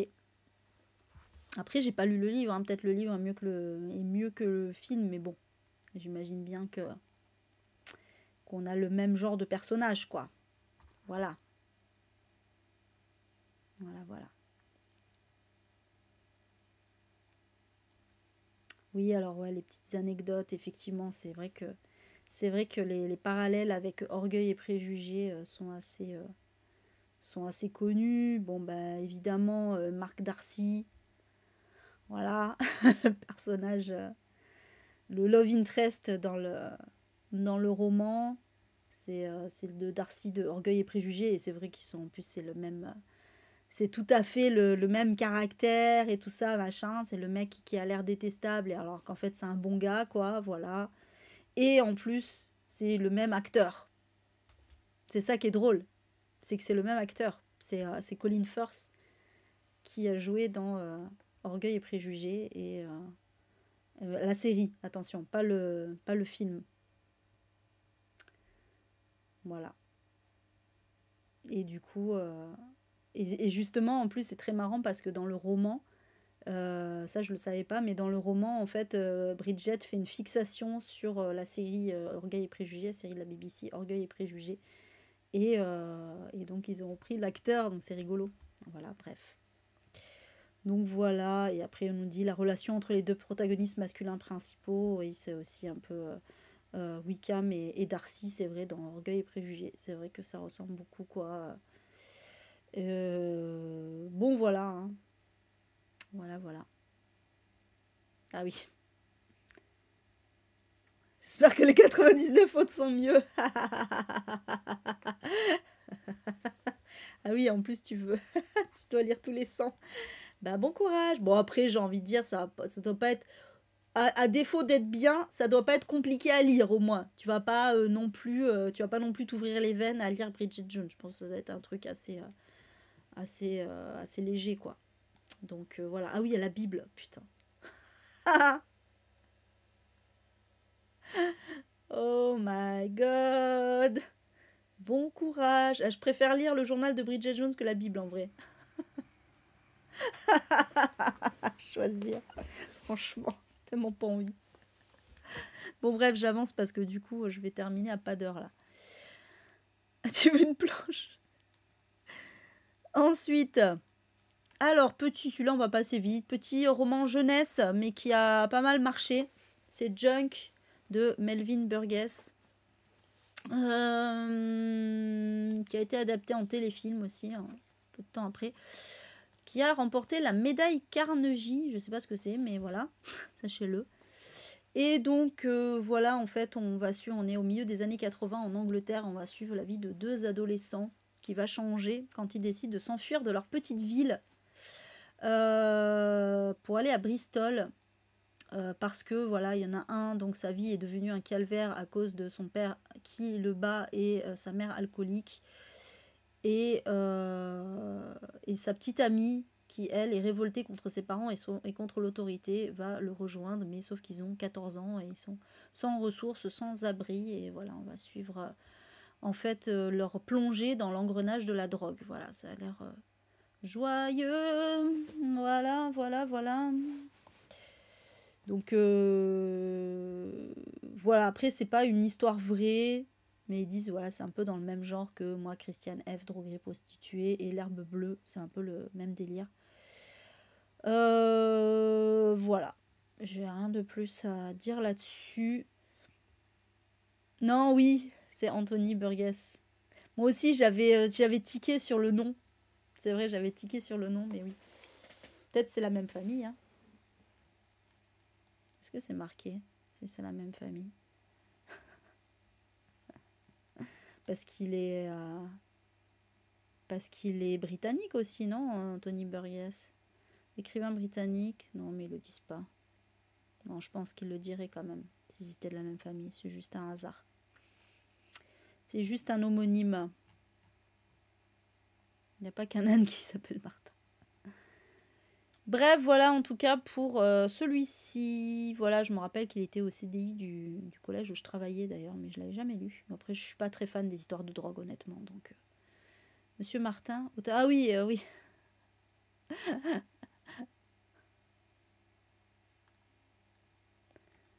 Alors, ensuite, évidemment, voilà. Tiens, il y a trois livres de Stephen King qui sont sortis la même année quand même, hein. Le mec est... Le mec n'arrête pas. Bon, voilà, celui-là, je l'ai lu, hein, aussi. La ligne verte de Stephen King, qui est d'ailleurs un de mes préférés de Stephen King, dans lequel on va suivre Paul, qui est... Alors, il raconte son histoire alors qu'il est vieux, dans une même centenaire, il vit dans une maison de retraite. Et il raconte une histoire de quand il était gardien de prison, donc en 1932. Il était gardien dans le bloc qui était réservé aux condamnés à mort et qu'on surnommait la ligne verte. Donc dans un pénitencier de Louisiane. Et donc voilà, il raconte sa vie, celle des gardiens et donc celle évidemment des prisonniers. Et en particulier un nouveau prisonnier qui arrive, qui s'appelle John Caffey, qui est un grand noir qui a été condamné pour le viol et le double meurtre de 2 fillettes. Mais voilà, Café, oui, c'est Kofi en version originale, c'est Café en version française, avec une orthographe différente. Café, c'est un homme très doux, très gentil, très timide et tout ça, et donc on a peine à se dire que c'est un meurtrier en fait. Et donc voilà, on va suivre un petit peu le quotidien, et c'est assez horrible, hein, évidemment, c'est super triste. Franchement, il y a des passages hyper tristes. Ce livre, comme le film hein, d'ailleurs, c'est la dépression. Hein. Ah, putain, c'est ouf. Ah oui, t'as lu des nouvelles quand même. Ah, bah oui, mais vas-y, hein, Estelle. Hein. Bon, par contre, ouais, je préviens, c'est vraiment la dépression. Hein. C'est vraiment la dépression, ce livre. Mais qu'est-ce qu'il est bien. Il est génial. Hein. Franchement, il est génial parce que il y a tellement de thématiques dans ce livre. Moi, c'est ça qui m'a impressionné surtout. C'est vraiment que, voilà, il y a bon, évidemment la thématique du racisme, la thématique évidemment de la peine de mort. C'est central. Mais il y a aussi, ouais, il y avait aussi pas mal de thématiques, ben, justement de la vieillesse, parce qu'il écrit quand il est en maison de retraite, donc comment on traite les vieux, etc. Et puis plein d'autres thématiques aussi, de relations entre les prisonniers, etc.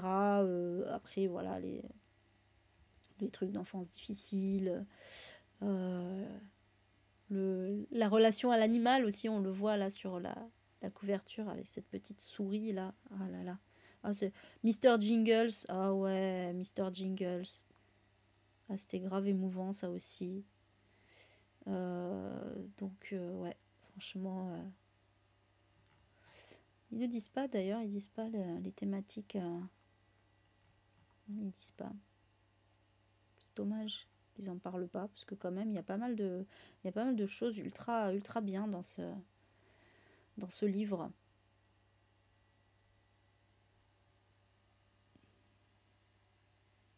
Ah oui, là, c'est pas horrifique, par contre.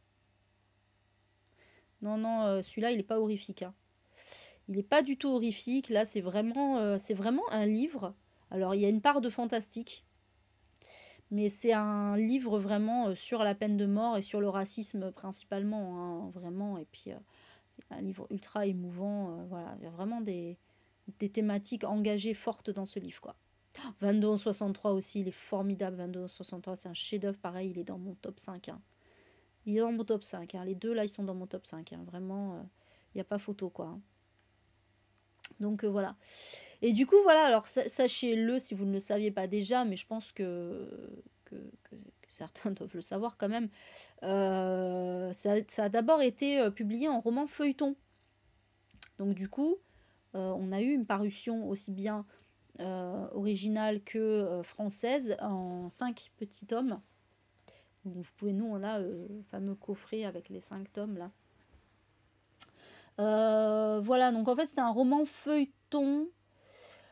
Donc à la base, c'était une suggestion suite à une conversation à propos de Charles Dickens. Et du coup, c'est l'agent, pardon, c'est pas une femme. L'agent de Stephen King qui a fait cette suggestion, qui lui a fait cette suggestion d'écrire ce livre sous forme de roman feuilleton. Parce que du coup, voilà, le lectorat ne pouvait pas connaître la fin du roman avant la parution du dernier épisode. Donc ça, c'était intéressant. Du coup, ça lui a plu.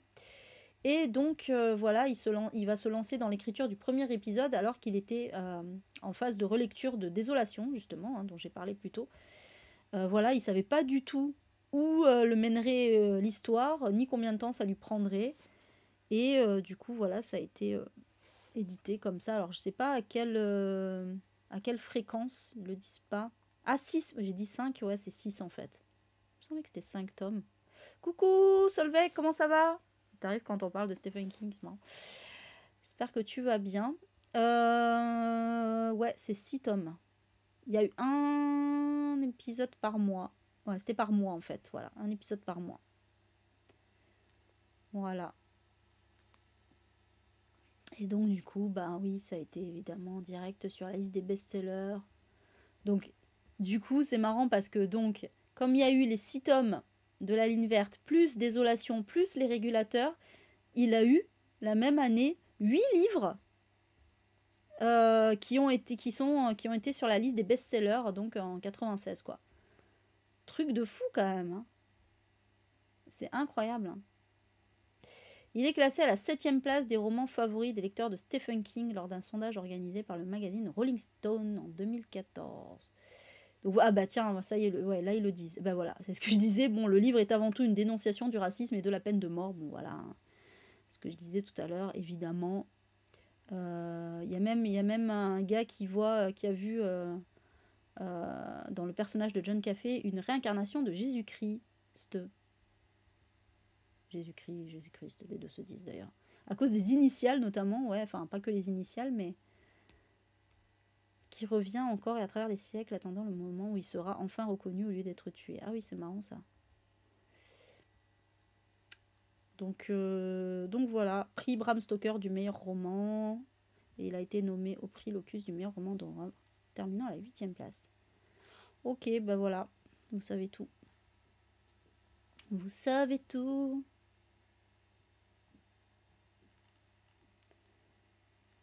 Ouais, c'est pas faux, c'est vrai, c'est vrai, c'est vrai. Non, tu le dis, ouais. C'est complètement une sorte de Jésus-Christ aussi. Allez, let's go. Ah, c'est vrai, Karine. Ah, j'ai mon chat qui bug. Attendez. Remets-toi. Il n'y a pas à vouloir. Allez, je passe à la suite. Putain, c'est long, je vais finir à 23h encore. Avec Ma part d'ombre de James Ellroy. Il est particulier celui-là de James Ellroy puisqu'il est autobiographique. En effet, il raconte, alors c'est super intéressant, en fait, j'ignorais cette partie de la vie de James Ellroy, puisque il raconte tout simplement l'assassinat de sa propre mère. Voilà, en fait, c'est une double enquête que va mener Elroy sur l'assassinat de sa mère qui a été tuée le 22 juin 1958 et sur sa propre vie d'enfant orphelin, d'adolescent perturbé et d'écrivain hanté. Donc voilà, on va voyager à travers les secrets de l'auteur. Et c'est aussi un reportage sur le crime en Amérique et en particulier les meurtres de femmes. Voilà. Et donc Elroy a travaillé aux côtés d'un policier de la brigade criminelle de Los Angeles qui s'appelle Bill Stoner, qui a tissé des liens de plus en plus forts avec l'auteur au fil des mois. Excusez-moi.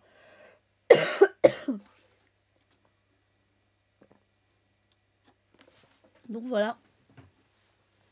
Donc le livre est en 4 parties. Donc une première partie où James Elroy retrace l'enquête de police menée en 1958 à la suite de l'assassinat de sa mère. Le tueur n'est pas identifié d'ailleurs, bon ça spoil un peu, mais voilà. La seconde partie est autobiographique. Et donc en fait on part d'une photographie de James Elroy âgé de 10 ans, le jour où il apprend l'assassinat de sa mère. Et donc voilà, ça va raconter un peu la suite comme ça. La troisième partie, c'est consacré donc à Bill Stoner, donc le fameux policier, dont la carrière au département chargé des homicides s'est achevée dans le service d'enquête sur les crimes non résolus. Et la dernière partie, il va enquêter avec Bill Stoner sur les circonstances de la mort de sa mère. Voilà, dans l'espoir de retrouver l'assassin de cette dernière. Voilà.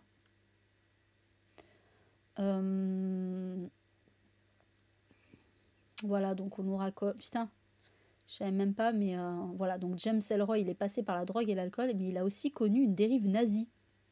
Waouh. C'est cringe. C'est cringe, c'est cringe. Oh putain. Oh putain, c'est cringe. Et il est cringe ce mec. Et la difficulté à avoir un premier rapport avec une femme, il hébergea une jeune femme en échange d'un rapport. Oh mon dieu. Putain, Darmanin, sort de ce corps. Il est là. Ah putain. Ouais, c'est cringe. Bon, il le dit après, hein, ma foi, hein, j'ai envie de dire, s'il le dit, c'est qu'il se repent du truc. Hein. Mais voilà quoi. Voilà. Le livre plonge aussi aux racines de la fascination du romancier pour le... Putain. Cringe. Fascination du romancier pour le crime, le sexe, les femmes assassinées et la ville de Los Angeles. Bien. Et d'ailleurs, il me fait un parallèle, oui, il fait évidemment un parallèle avec l'affaire du Dahlia Noir, hein, puisque c'est lui-même qui l'a écrite aussi, qui a écrit le livre qui parle de cette affaire, puisque l'affaire est une affaire réelle. Voilà. Bon, moi, ça sera sans moi, honnêtement, même si c'est vrai que c'est intéressant sur le fond, mais bon, la plume de James Elroy, moi, bon, je suis pas de ouf, puis alors là, encore moins. Mais voilà. Voilà. Il y a prescription, ouais, c'est ça. C'est clair. Oh putain. Bref. Ouais, voilà, si on aime l'auteur, ouais, carrément. Carrément. Voilà, en tout cas, pour celui-ci. Ensuite, alors, le Moineau de Dieu qui est sorti, qui est ressorti, en fait, parce qu'il est sorti en 98, mais il a été réédité il y a peu de temps. Il était vachement à la mode à un moment, je sais pas pour quelle raison, mais... donc, le Moineau de Dieu de Mary Doria Russell, qui a obtenu le prix John Wood Campbell Memorial et le prix... Putain, plein de prix, 4 prix. Le prix British Science Fiction du meilleur roman, le prix Arthur C. Clarke et le prix Otherwise. Rien que ça. Quand même. Voilà, donc multiprimé. Et donc, dans cette histoire, on est... Oh, donc, c'est de la SF, c'est... Ouais, SF, anticipation, je sais pas trop. On est au début du 21e siècle. Comme maintenant quoi. Un signal musical est capté par une station scientifique sur Terre et il va y avoir une mission qui va partir dans l'espace à la recherche de l'origine du signal, mais la mission est commanditée par les jésuites, pourquoi pas, et donc dirigée par Emilio qui est un prêtre jésuite et linguiste de haut niveau, et donc l'équipage s'apprête à affronter la mort et la solitude, mais ce qui les attend va bien au-delà de ce qu'ils redoutaient. Et on va suivre aussi en parallèle, on est à Rome en 2059. Emilio est de retour sur Terre. Ouais, d'accord, bon, du coup, il raconte déjà le truc, ça spoil, mais bon, c'est pas le résumé, hein, c'est le synopsis. Hein. Emilio est de retour sur Terre, c'est l'unique survivant de l'expédition et il va être traduit devant un tribunal chargé de découvrir la vérité et de les punir pour les horribles crimes dont on l'accuse. Voilà. Voilà, voilà. Bon, il n'y a pas grand-chose à dire sur ce livre, mais à part que c'est vrai qu'il avait fait un petit peu un carton et il était ressorti il n'y a pas longtemps. Voilà, moi je suis un petit peu curieuse et en même temps, je crois que c'est un pavé en plus. Bon, 508 pages. Ça va, on est quand même loin des 1488 pages de l'autre là. Mais ouais. Donc peut-être un jour, je sais pas.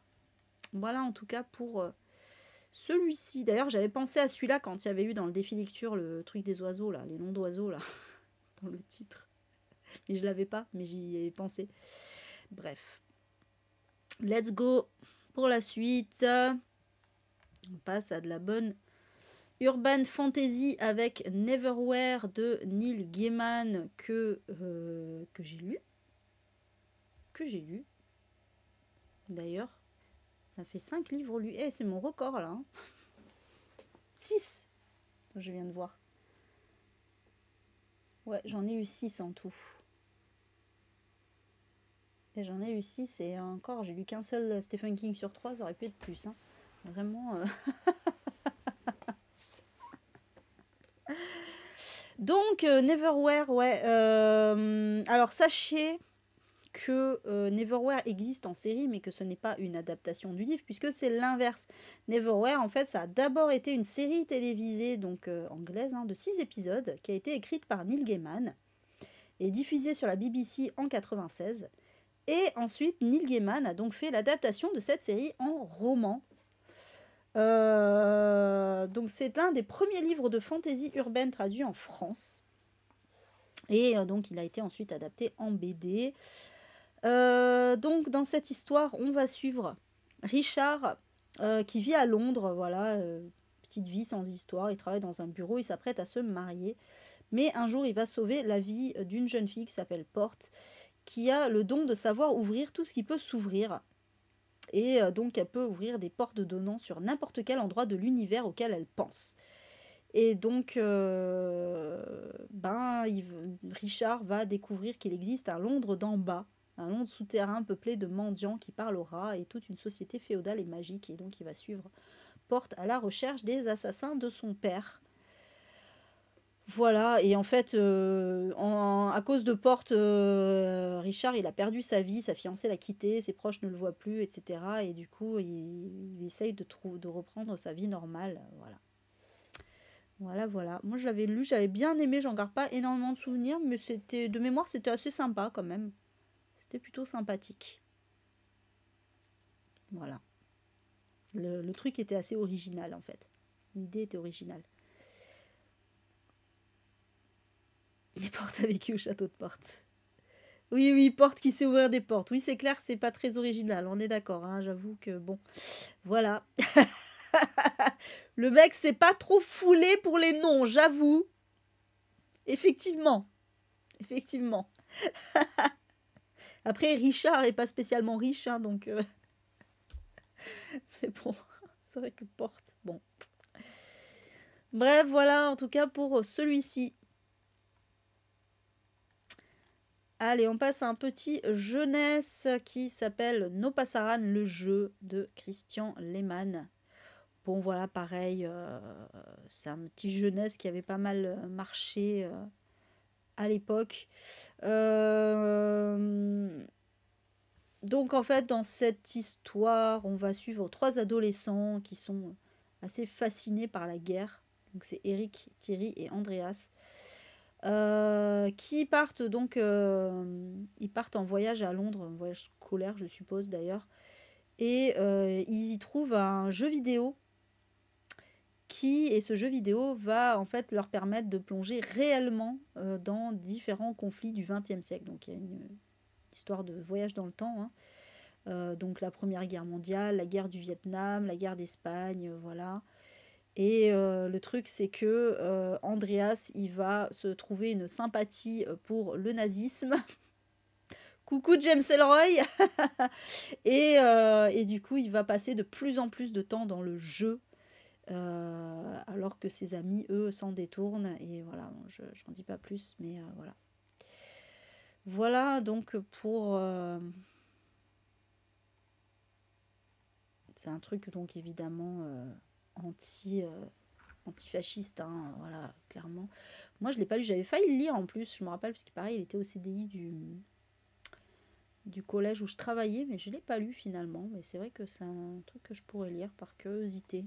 Voilà, en plus, il fait 204 pages, hein, il est tout petit. Ouais, Jumanji, mais non, en version, là, en version vraie guerre, quoi. Et c'est un jeu vidéo, en l'occurrence. Voilà pour celui-là. Pas plus de choses à dire.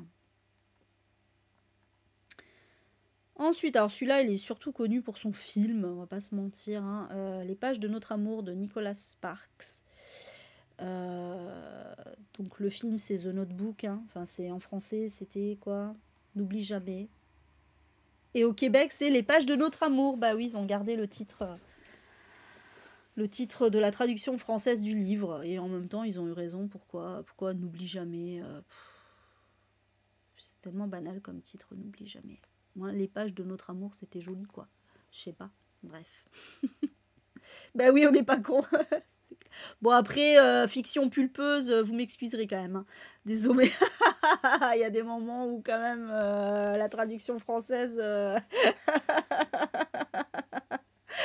Voilà, quoi.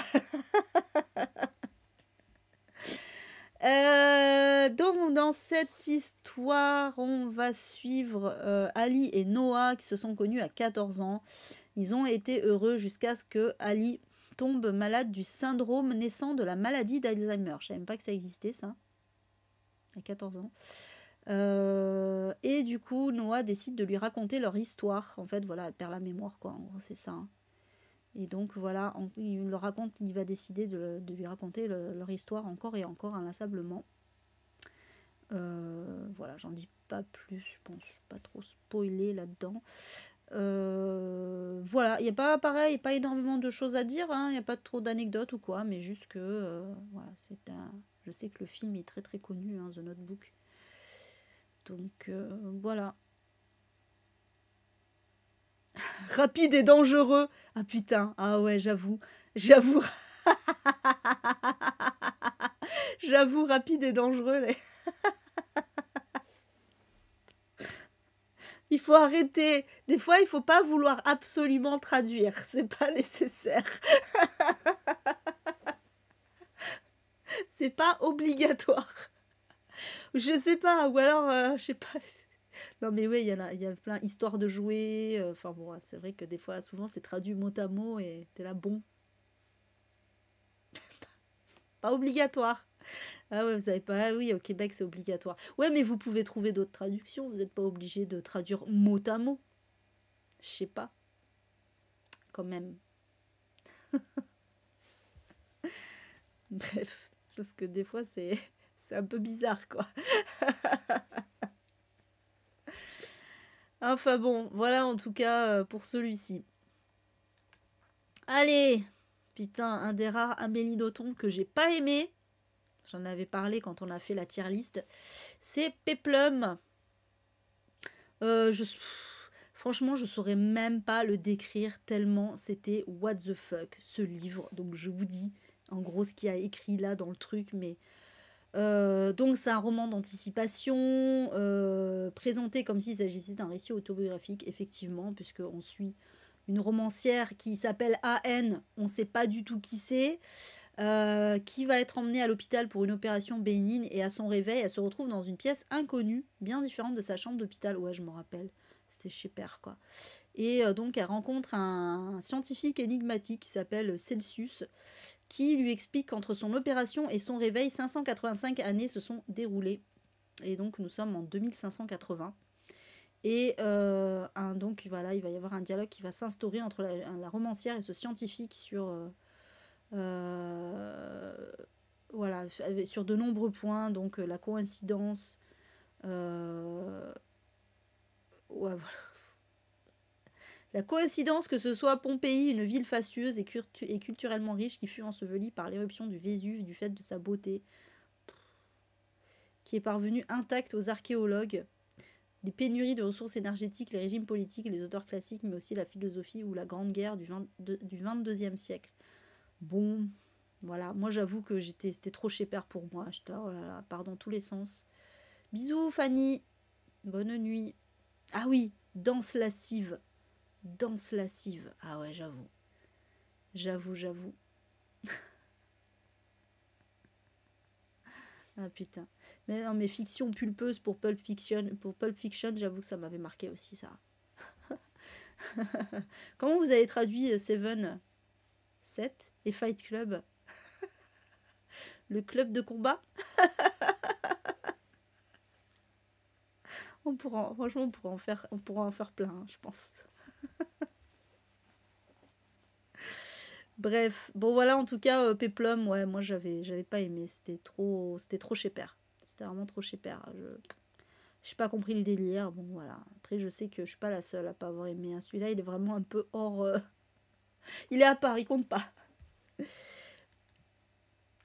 Ah oui, comment ils ont appelé Hot Shot, c'est vrai. Voilà en tout cas pour celui-ci. Allez, un autre que j'ai lu aussi, Le Poète de Michael Connelly. Alors c'est le premier tome des enquêtes de Jack McEvoy, qui est une trilogie me semble d'ailleurs. Voilà, donc on n'est pas dans la série Harry Bosch. Hein. Et donc dans cette histoire, en fait, Jack McEvoy c'est un chroniqueur policier dans un quotidien de Denver. Et il va relater les circonstances du suicide supposé de son frère jumeau, qui s'appelle Sean. Voilà, donc Sean va être retrouvé mort dans sa voiture. Et l'enquête va pas avancer et parce que voilà, ça conclut à un suicide en gros. Et Jack, lui, donc son frère jumeau, il refuse d'y croire, persuadé que son frère s'est pas suicidé et donc il va enquêter là-dessus. Voilà, j'en dis pas plus. C'était pas mal. Après, moi je t'ai pas transcendé. Ah oui, pourquoi le poète? Parce que en fait, il y a d'autres policiers qui se sont auparavant prétendument suicidés et ils ont laissé un message d'adieu. Et en fait, donc le jumeau aussi, et en fait, il se rend compte que c'est des messages d'adieu en question sont que des phrases extraites de poèmes d'Edgar Allan Poe, d'où le poète. Et en fait, évidemment, donc c'est que forcément, il y a un lien entre tous, quoi. Voilà. C'était bien, mais j'en garde pas un souvenir impérissable. Voilà. Attends, quoi? C'est quoi? Vas-y. Attends, je veux rigoler. Merde. Putain, il me fait chier mon chat, là, j'ai du mal. Il rame. Attends, je veux voir. Ah, il m'énerve, mon chat. Il m'énerve trop. Alors, 7 pour Seven, ok. Évidemment. Et c'est quoi? Des pilotes en l'air. Ah oui. Ah, j'avoue, les pilotes en l'air, c'est pas mal. Ouais. Oh putain, j'avoue, des pilotes en l'air. Non, là, c'est pas littéral. Ouais, mais des fois, bon. On a clairement pas les mêmes titres. Ah oui, bah oui, tu m'étonnes. Oh oui, j'avoue, ça doit être drôle. Ça doit être drôle. Tiens, j'aimerais bien voir des pilotes en l'air. Quoi? Est-ce que c'est un porno?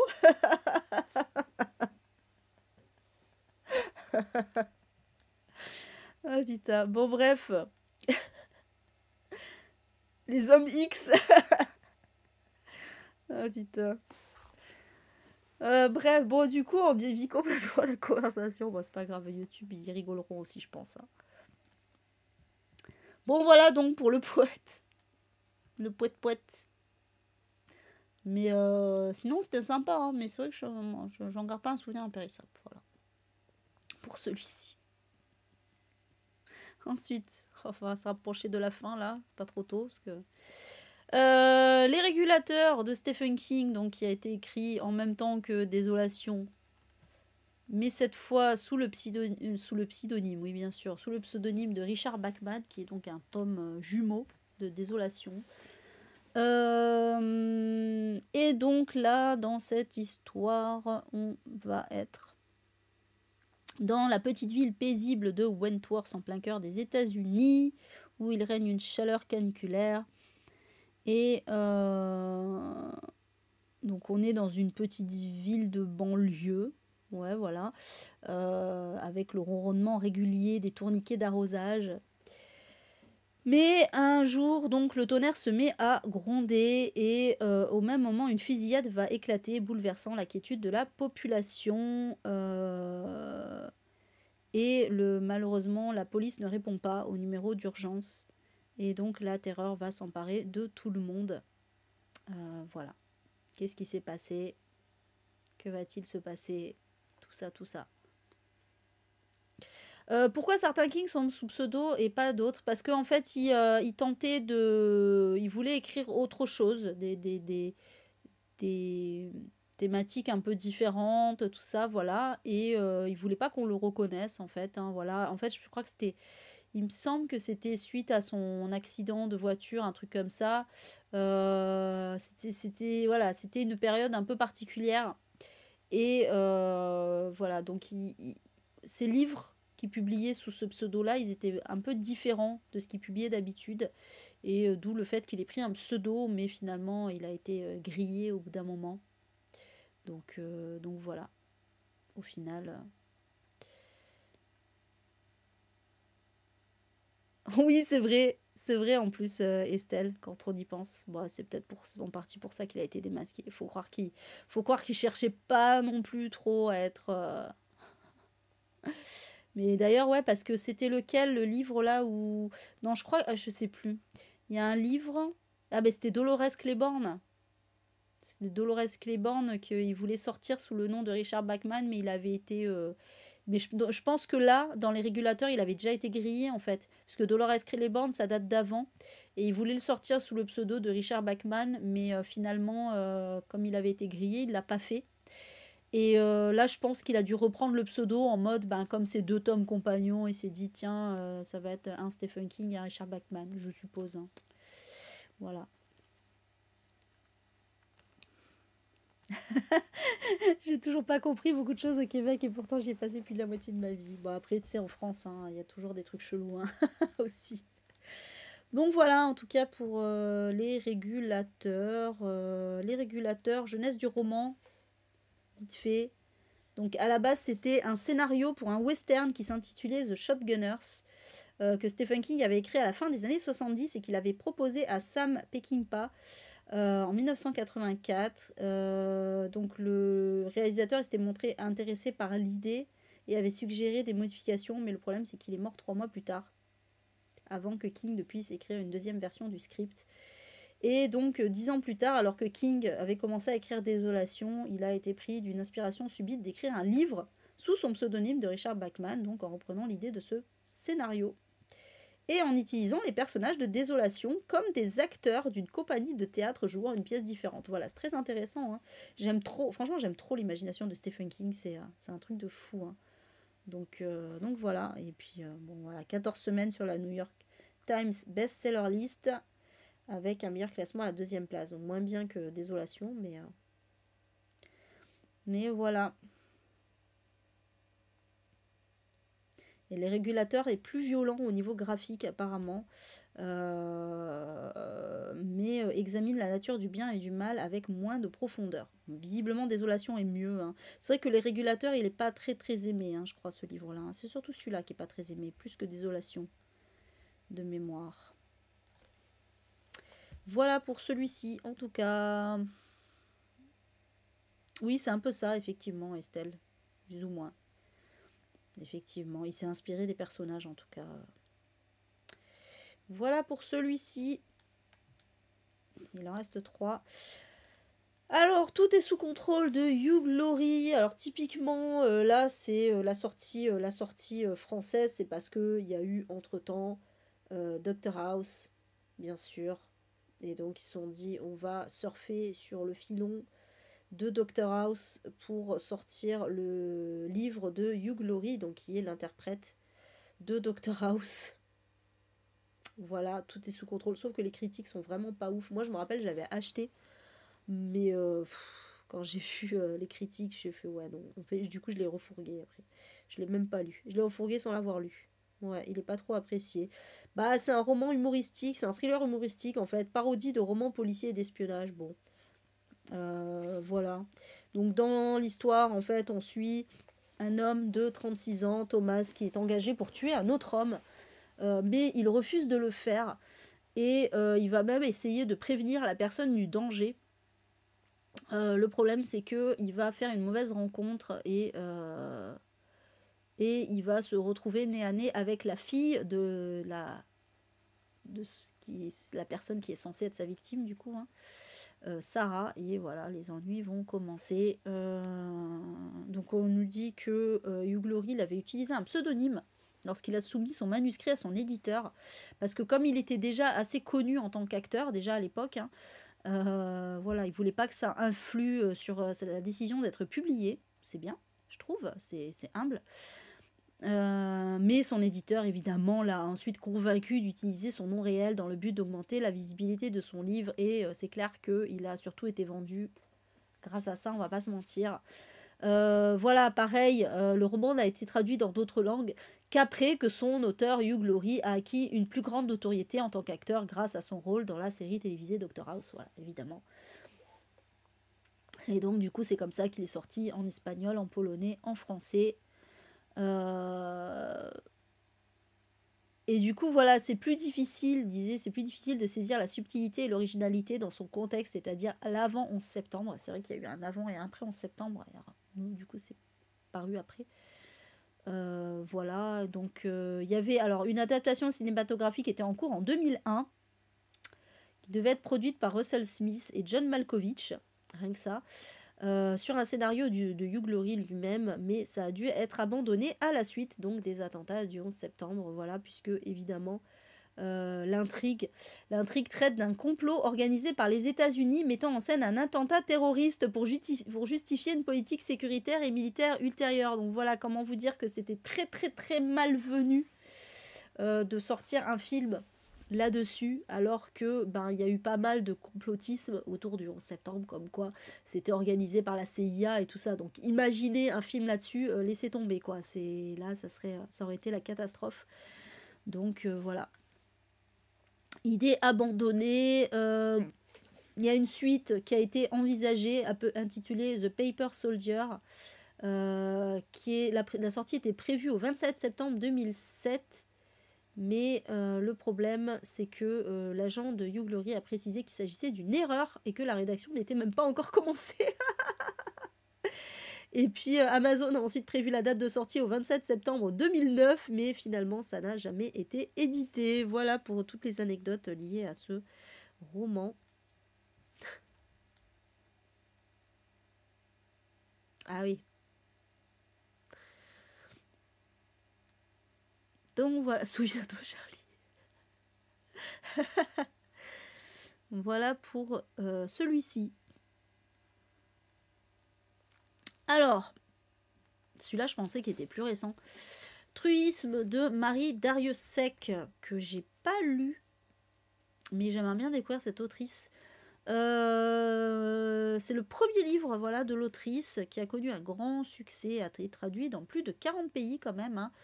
Et donc dans cette histoire, donc en fait cette histoire raconte tout simplement la transformation progressive de la narratrice en truie. Ce qui me fait penser d'ailleurs au livre que j'avais lu où elle se transforme en chienne là. Bon, j'avais pas du tout aimé d'ailleurs. Donc en fait, notre narratrice, qui n'a pas de nom visiblement, c'est une femme assez naïve. Elle est embauchée dans une parfumerie de Paris où elle va être exploitée sexuellement par son directeur et même par ses clients. Voilà, c'est sympa. Et d'où le fait que voilà, elle commence petit à petit à se transformer en truie. Donc on dit ça débute avec l'apparition de rondeurs autour de son corps qui la rendent de plus en plus attractive. Mais la métamorphose va crescendo et elle se transforme totalement en cochon, alors que la société change pour le pire avec l'apparition d'une dictature puis de la guerre. Waouh. Ah oui, c'est violent quand même. C'est presque une dystopie en fait le truc. Voilà. Après, après ça spoil, donc on va pas. Mais voilà, donc on nous dit que c'est une critique latente de la politique et du statut d'une femme dans la société. Le conflit psychique vécu par elle démontre la fragilité d'une femme qui se croyait ainsi sans bien comprendre ce qu'elle est réellement. Une émancipation, désolé que je parle encore du nez, mais une émancipation s'opère à travers la transformation et se révèle par l'acte final de la narratrice à l'encontre de son ancien directeur et surtout de sa mère. Ce roman renouvelle le questionnement autour du corps féminin et ce que veut dire être femme. Voilà. Ben, il me rend curieuse hein, pour le coup. Hein. Celui-ci, je savais même pas de quoi il parlait d'ailleurs. Ça a l'air hyper intéressant. Je pense certainement mieux que le truc du chien là. Ah, t'avais tenté avec un autre livre? Ah, d'accord. Fallait pas. Oui, c'est vrai, il y avait plus de place. Tu fais rire, Estelle. T'es drôle. J'aime bien parce que le nom de l'autrice est beaucoup plus gros que le titre. Le titre est tout petit. Alors, voyez, Marie Dariussec. Tu savais pas que c'était elle. C'est bon. Bref, voilà pour celui-là. Et donc, le dernier, c'est pareil, surtout connu pour le film. C'est Voyage au bout de la solitude. À la base, c'était le titre du roman, c'était ça. Ah, putain.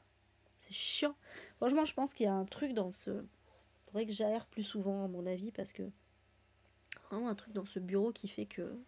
Des allergies, quoi. Donc,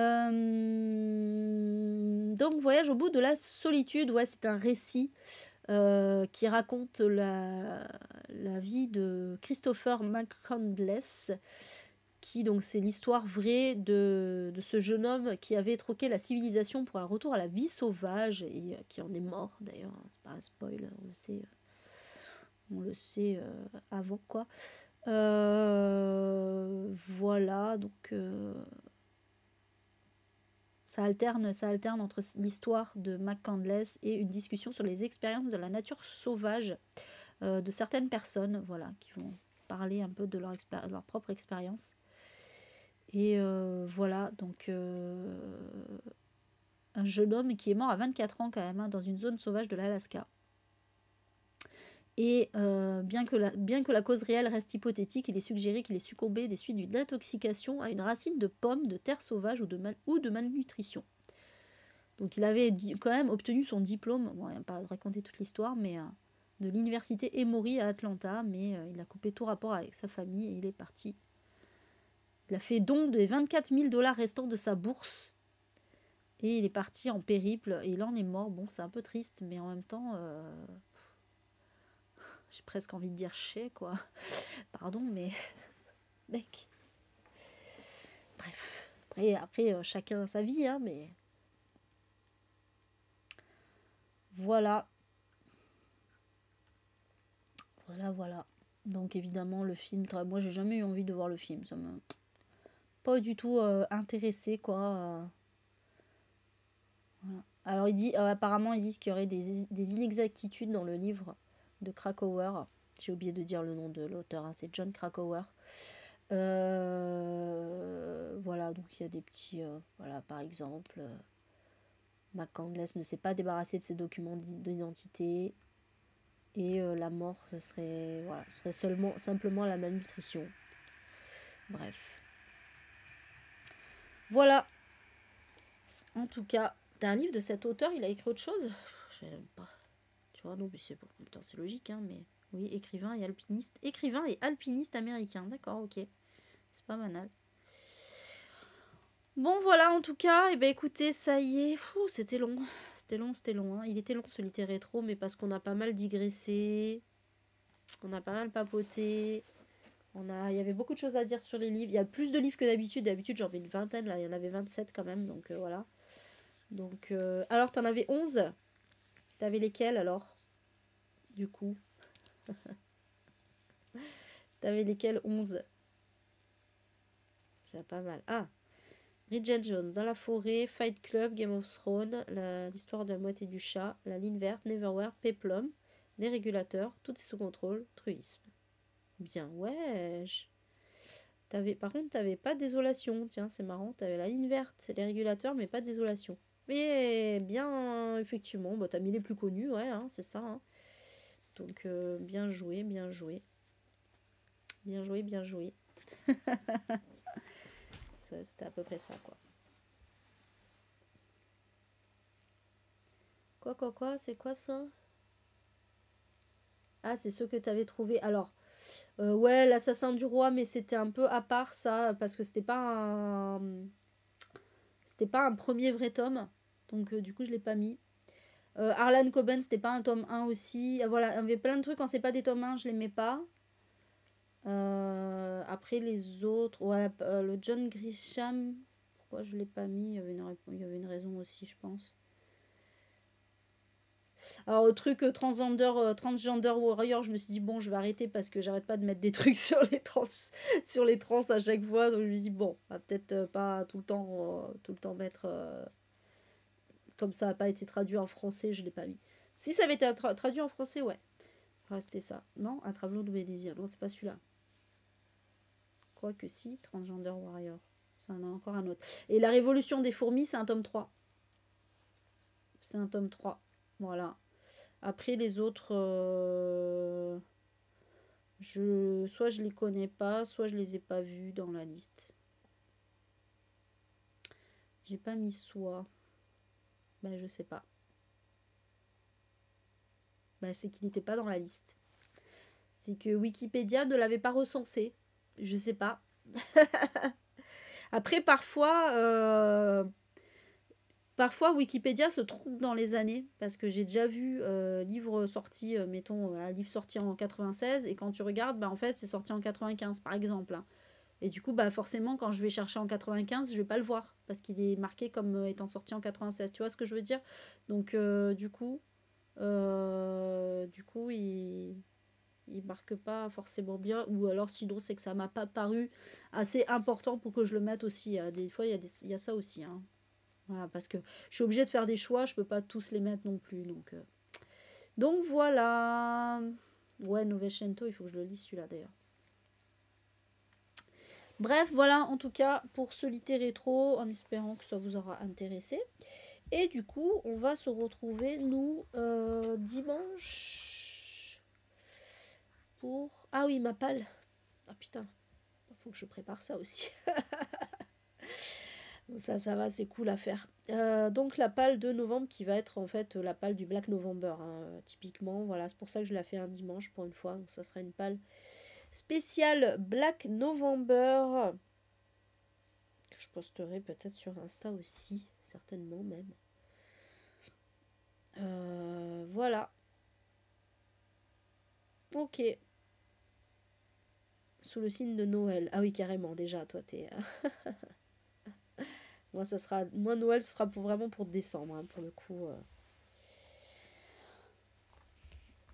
Voilà, voilà. Et ben écoutez, je vous dis, du coup, je vous souhaite une bonne nuit. Et donc, je vous dis à dimanche soir. Cette fois, je ne serai pas là dans le live de Sèvres demain. Je suis de sortie. Pour une fois, un vendredi soir. Voilà. Toi aussi, Steph, pas le Black November. C'est cool. Si j'arrive à caser, mais bon. Ah ouais. Oui, remarque. T'as sorti du grenier, le max de Polar. Ah oui, d'accord. Ouais, t'as bien fait. T'as bien fait. Allez, je vous fais des bisous. Je vais aller jouer à Zelda un peu, moi, avant d'aller dodo. Bisous, bisous. Bonne soirée, bonne nuit. À dimanche soir. Ciao, ciao. Ah oui, c'est vrai qu'il y a Spooky.